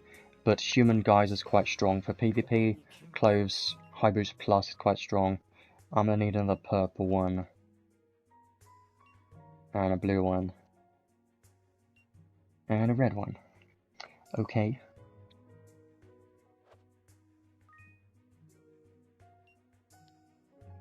I'm just doing this so I can try him out fully in a story stage.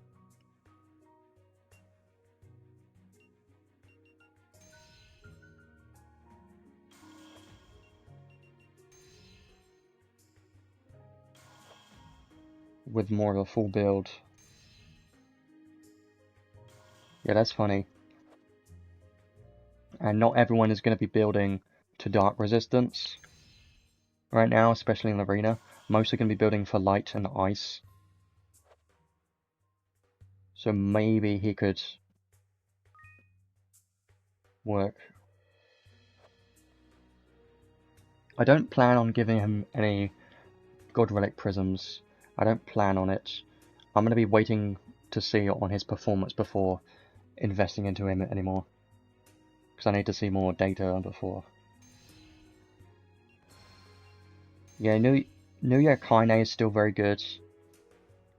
But less useful than she used to be because farming is rarely necessary when you can just auto-farm story stages. And I mean, technically in multiplayer, I don't know. Nobody really uses her in multiplayer, I don't think it's necessary.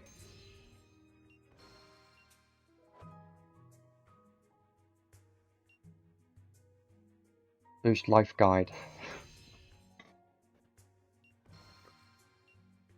And that's everything, I think. So, now what I want to do is... I'm gonna just keep him at 50 SC for now, because I'm curious to see if he can already hit damage cap. So I'm gonna just put on a couple of skills, not many, just a few skills, and then go into, I don't know, fight 0 probably. If I remember where that stage is. Do I remember? Good question, do I remember? Yes, I do remember. Or not. I think I do.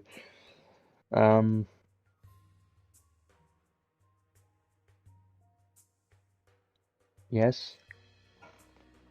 And then everything else can be damage. Skill 1 boost could be pretty good. If you wanted to use skill 1 more.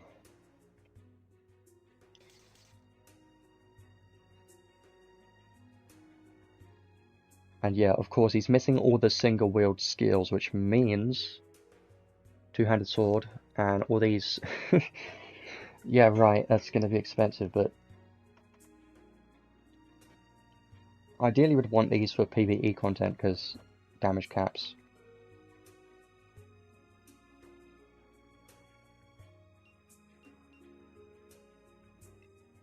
Probably don't need that. Don't need all of this yet. Good enough. We'll just try it. I'm not doing like a full build or anything, I just want to have an idea of how his performance is going to be with just a scuff build, because 21 hits isn't... that's just kind of average. Could have been higher. Kind of average, really. Or a tiny bit below average, you could argue, I don't know. It's okay.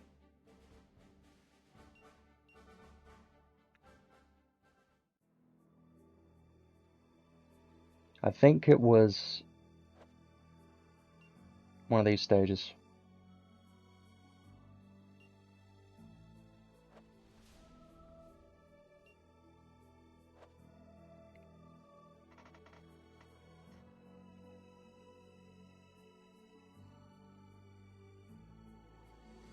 I don't remember which one, but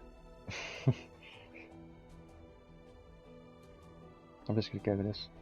I'm gonna try him by himself because I'm curious.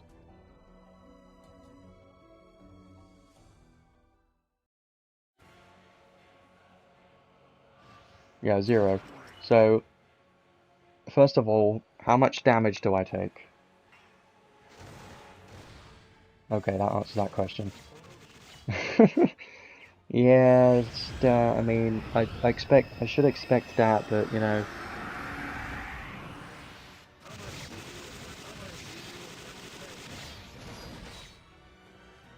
Why are you not dead?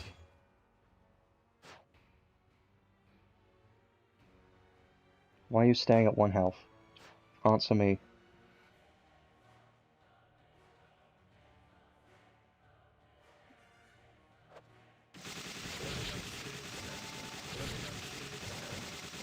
Why am I not dying? Someone explain.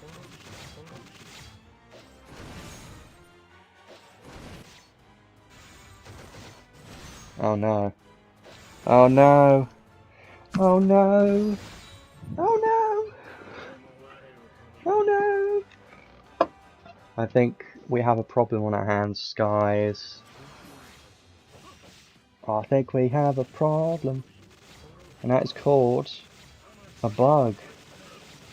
If I... is it?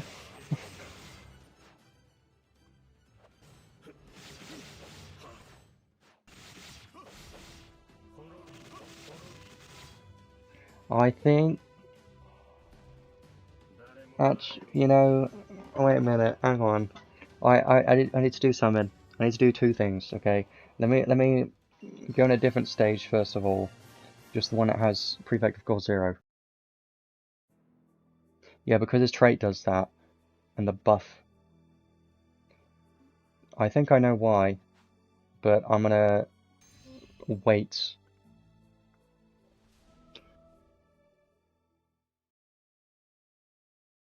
It shouldn't be happening. I think this time I'm gonna die because he's gonna use a special and insta-kill me.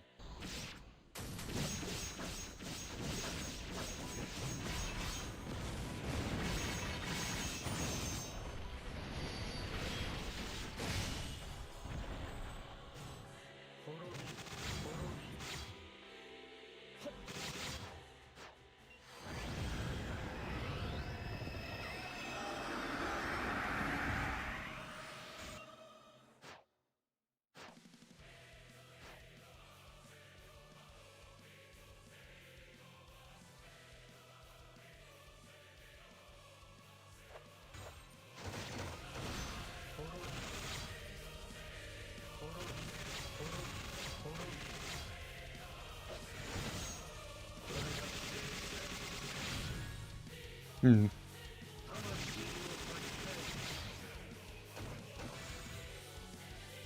Do it. I want to see if it happens this time. If it doesn't, then yeah. But why did it happen last time?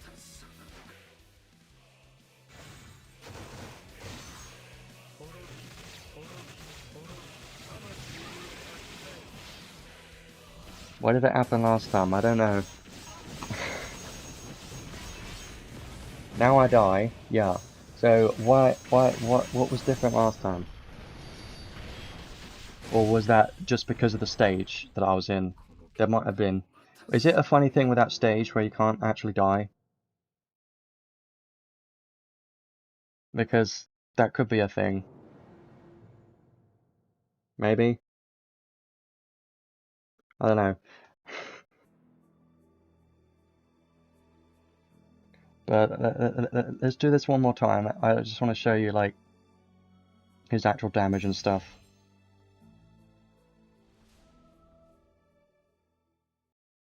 Yeah, I think it was just that stage. Actually,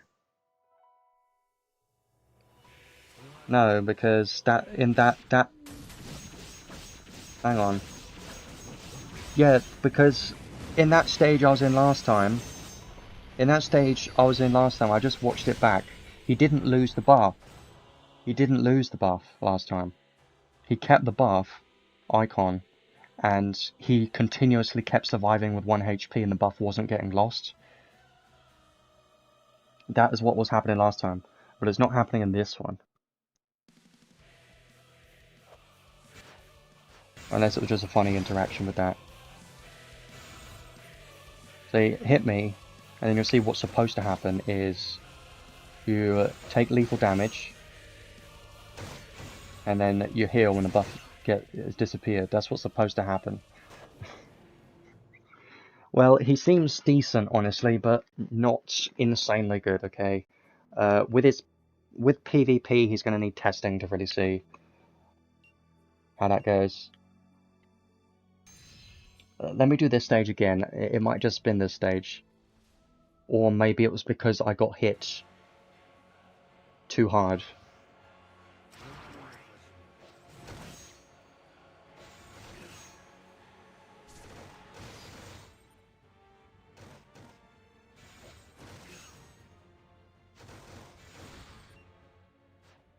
It's because this buff is not disappearing.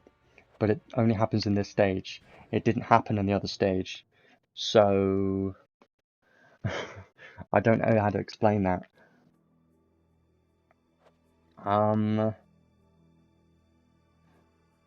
Okay. I want to do something funny. For the sake of being funny.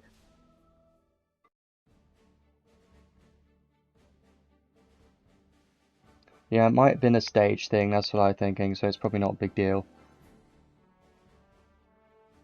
But now I'm curious. Actually, let me go back. I'm curious now, if I just use any other unit, are they going to do the same thing? Like, if I just use anyone, will the same thing happen?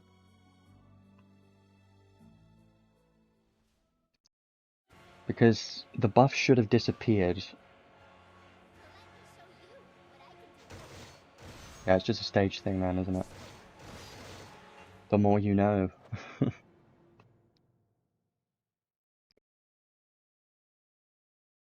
Well, it's the kind of... I didn't realise it was the stage that does that. But it's just weird to me because I never noticed it, okay? Even though the stage has been around for a long time, I never noticed it till now. But, yeah. That makes sense now. You know what I'm thinking? Is because in that stage in particular, you can't actually take lethal damage. So it wasn't using the buff because I wasn't actually taking lethal damage because it can't actually kill you, so that makes more sense now. But anyways,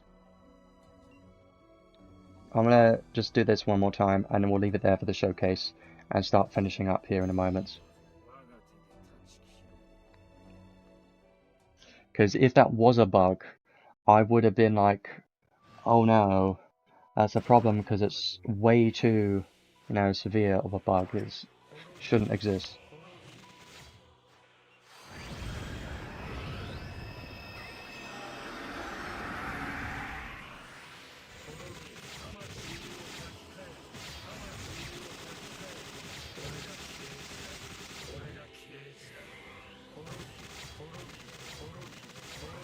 You know, it's pretty good. And he does have Goddess Kiss in his kit, which means Honey Elixir. I do like it. And he's already hitting damage cap, which is good. Which is great. It's great stuff.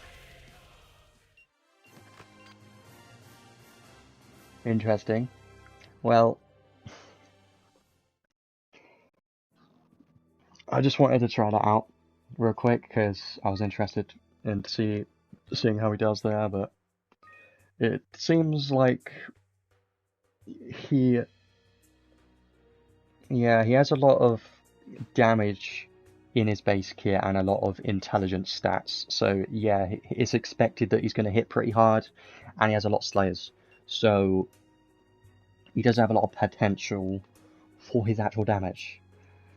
Don't know why I said it like that, but yeah, he's got potential for his damage. But the problem, the thing is, the real question is, how much potential, and does it compare to Shiflog Zeus, is what everyone wants to know. And I don't have an answer to that because he literally just came out a few hours ago, so who knows? I mean,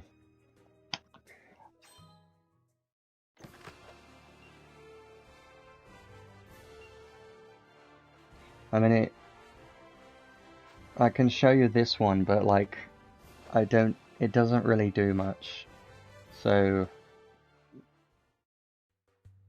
yeah, I guess I should move on to the conclusion now. Yeah, his skills look pretty fast, but here's one thing I want to mention, okay? The reason why this form of Logzeus has, you know, decent DPS is, yeah, his skills are decent, but also his Divine Judgment. This is why he also has good DPS, because Divine Judgment, it has a lot of damage cap, and it's an extra attack on top of what he already does, so it's basically like skill 1 and skill 3.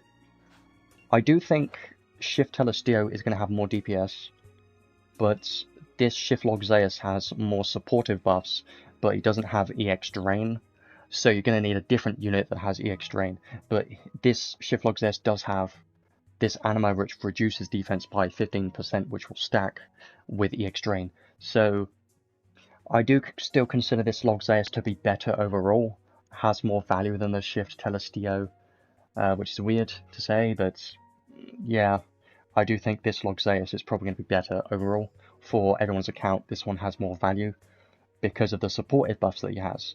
And remember, he also has the debuff, damage taken cap plus 4,000 from god type enemies, which does increase to 8,000 with one of his skills down here somewhere. This one, plus 8,000 damage cap debuff from god types. So he does have some nice damage caps, Anima, Charisma, so he's got decent supportive capabilities and damage. He's probably just a better pull, and what I would prioritize right now if you don't have him, he's a good one. Yeah, he's more complete, he's more for all different content, and he's arguably the best unit for just autoing stages and just, you know, don't need to think about things. He's tanky and hits hard, good DPS, supported buffs. He's got all of it basically. You can use him in Histomia in multiplayer. He's the easiest unit to use against Histomia stages because he hits so hard and is quite tanky. So most people use him there. I think Telestio, Shift Telestio could work for sure. He's just not going to compare to Shift Logzeus for, you know, tankiness and supported buffs. But Telestio is a bit different because he's got, you know, EX debuffs, and I think he has more DPS potential. So, yeah, the Shift Logzeus is more of a easier unit to use, and you don't even need weapons. So there you go. Just put him on a team, he's going to work no matter what. That's the best thing about him. So yeah, even though I just basically said everything just there, my conclusion for today, basically this unit he seems quite interesting. I do like his artwork. I wish his pixel art was a bit better, more different. But I think he's going to be quite strong in mostly PvP. He's more of a PvP focused unit, right? I don't think his value for PvE is that high. There are better unit options, especially in Battleground Simulator, but I did have some thoughts that maybe he might work because he has the EX debuffs, and those debuffs are super valuable right now, and not many units have them in the game, and it's not even a learnable skill yet, so I do consider those debuffs to be quite useful. And he should hit quite hard, his DPS should be quite decent as well, so I think he could be a decent unit, but I do recommend to get Shiftlog Zeus over the new Telestio, because I think Shiftlog Zeus has a lot more value than the new Telestio, unfortunately. And the Shiftlog Zeus has his damage cap debuffs, and his charisma and his anima, and it's just a lot easier to use, so yeah, he's got another week left, this has got another 28 days left. He is going to be quite good, and for PvP as well. This is mostly just a PvP focused banner. Yeah, this is mostly just PvP focused banner. If you care about PvP, this banner is going to be quite nice. And we've still got Archbeing Lebref, who's quite strong of a support unit for PvE content. Like in Battleground Simulator, she could be quite useful there. So it kind of depends on what you're looking for your account. If you're missing Emperor Lelouch, then I would highly recommend to get Archbeing Lebref if you don't have him, because she's going to be able to allow your account to push a bit higher in, you know, endgame PvE content like Battleground Simulator. But she does require some sort of SAT regeneration in the team, because her debuff for defense is on her skill 1. So you're going to need to make sure that you're using her skill 1 often enough to keep the debuff on the boss permanently. So that's just one thing to keep in mind. But her damage cap debuff's amazing, super strong. So I do think these banners are quite decent, but there's nothing stupidly meta game changing, by the way. And yeah, any time is a good time to start the game, honestly. And I would still recommend to start the game when a collab's going on or an anniversary. Now is not a bad time, I suppose, because you've got some decent banners going on. But, you know, there are better times. Like, in collabs, that's a much better time to start, and at anniversaries. There aren't too many banners going on. We've got Shiftlog Zeus, Telestio, and Archbeing Lebref. Honestly, all three of them are quite solid. I would consider Shiftlog Zeus to be the most useful one out of the three, and Archbeing Lebref could potentially be more useful as a support if you're missing Emperor Lelouch. Even if you have Emperor Lelouch, she does have some value on your account, so I do think she's quite useful for PvE content. It depends on what you're focusing on. If you care about PvP, this banner, PvE, this unit for PvE. So yeah, but this banner for Shiftlog Zeus is probably going to be the one that most people are going to be putting on, because he's so good, and his arc's also very strong as well, so this is probably the best banner to be putting on at the moment. You've got another week left. But do keep in mind there is going to be an anniversary in April, coming up in a few months, and there's probably going to be a collab in the next month or so. I have no idea, I'm just guessing, but I would expect there to be something coming up. There's always stuff coming up in this game, but if you're thinking about what you should be putting on, it really depends on what you have on your account and what you are focusing on, what content you care about more. So most people say save for anniversary, but anniversary doesn't always have the best units releases. Yes, there are sometimes good banners to pull on, so it is a good idea to have some saved for that, just in case. But if you're missing Emperor Lelouch, or any type of support that has EX Terrain, then I would consider Archbeing Lebref to be worth pulling on, and worth getting. And yeah, I think Archbeing Lebref is going to be an improvement from the base form of Telestio. But how much of an improvement? It depends on what you plan on using those units in, because Telestio can be used for ailments as well. So he can have multiple roles with being a support and an ailment. But Archbeing Lebref is the best debuffer in the game for damage caps. She's the best damage cap enabler in the game right now. So if that isn't something that's valuable, then I don't know what is. She's going to be quite useful. So I think she's worth a couple of pulls. But what kind of lowers the value on this banner, in my opinion, is the fact that it's got an SR arc in this banner. I would have liked it to be... Actually, never mind. I'm not going to say I would have liked it to be a UR arc, because I don't want it to be a UR arc, because they're way too common.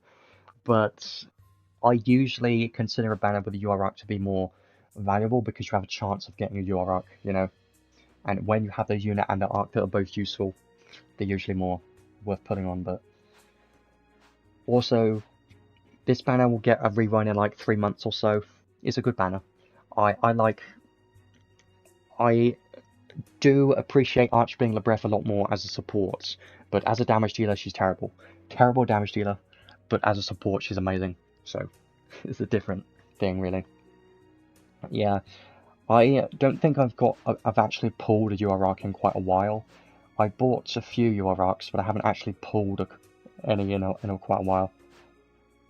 But fortunately, we haven't had an insanely powerful one. Like, this one's good, it's just not a must-have. I think the best one we had recently was Magius's UR arc. That arc was very strong. It's very good.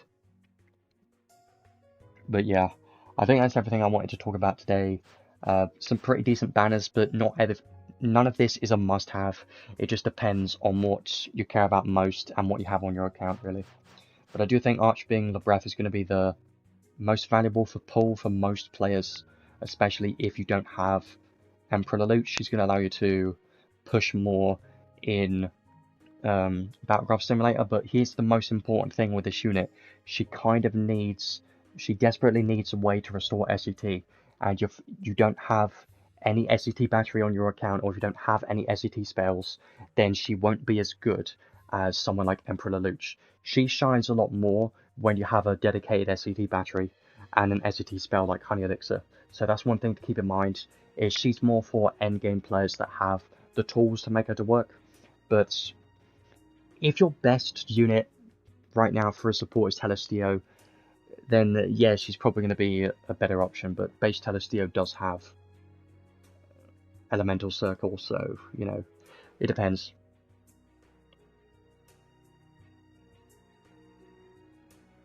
Yeah, she's a very good endgame unit, for sure, as a support, but you do need a bit more to make her to work well, and she isn't easy to use, because she's not going to be doing damage, she's going to be supporting your team, but the value for endgame is quite high, I have to admit. But Logzair's got a ruin, great for everyone. All these units are going to be good in some way, but their value depends on your account and what content you care about pushing the most right now. So, yeah. And she will come back in the future, and all of these current banners are Descent of Heroes banners, remember. So all of these banners are going to be coming back in the future, and they'll eventually be off-banner available in future Descent of Heroes banners as well, so keep that in mind. They're not worth pulling on super hard, because they're more accessible than collabs and limited things. So try to save most of your crystals for collabs and limited banners like Christmas and stuff like that. It's a lot better to save for those. So maybe do a couple of pulls and then save the rest for limited banners, is what I would recommend. I mean, some collabs take a hell of a long time. That's the joke, really. Like, ReZero was the best rerun that we could have ever gotten. That was the best rerun. It was a very good collab. But yeah, I think I'll leave that there for today. I'm going to have some fun with this unit. I do need to build him and try him out in a couple of stages. I plan to try him out in Battleground Simulator just to see if I can get him to work at all, and if it can work as like a support slash damage dealer, it could be quite good. And I also want to try him out in Arena, but I don't think I'm going to be able to make him to work in Arena, because I already have a plus 30 Shiftlog Zeus and a plus 30 Archbeing Magius, so I don't think he's going to be able to fit in any of my current teams in Arena, so I feel like he's probably going to feel underwhelming in comparison to what I already have built. That's the thing.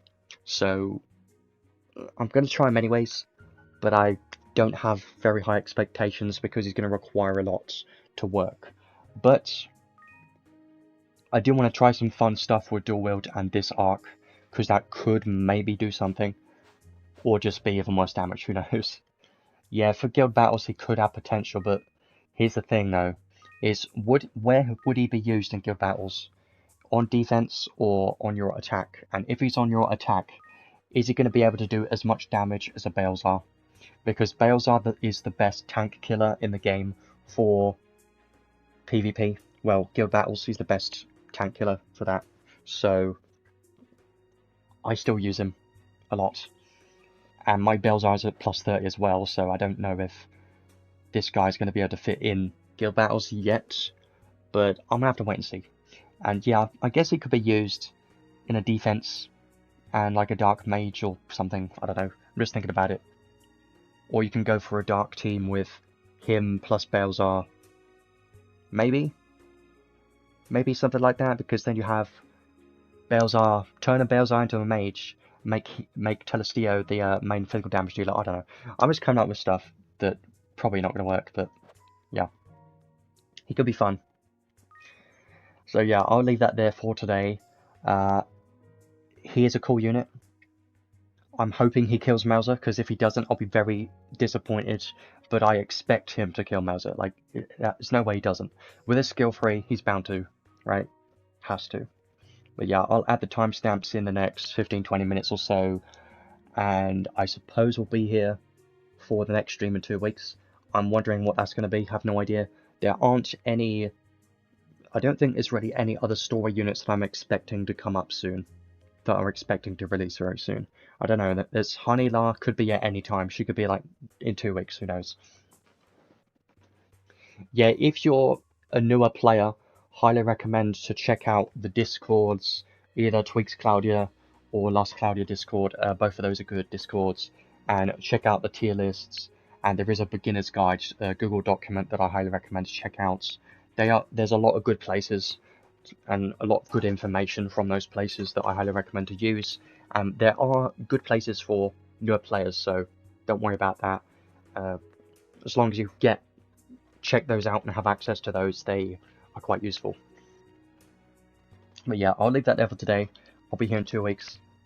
We'll see what happens then, and I'll see you guys in the next one, and I have the timestamps very soon. So yeah, thanks for coming. See you in 2 weeks, hopefully. I wonder if there's going to be a collab soon. And yeah, if you start building Dark Resistance, it'll be funny. I don't know if he's going to be everywhere. We'll have to wait and see. Wait for testing in the next week. After a week, if you start seeing a bunch of Shift Telestios, you know he's good. But yeah, I'll see you then. Bye.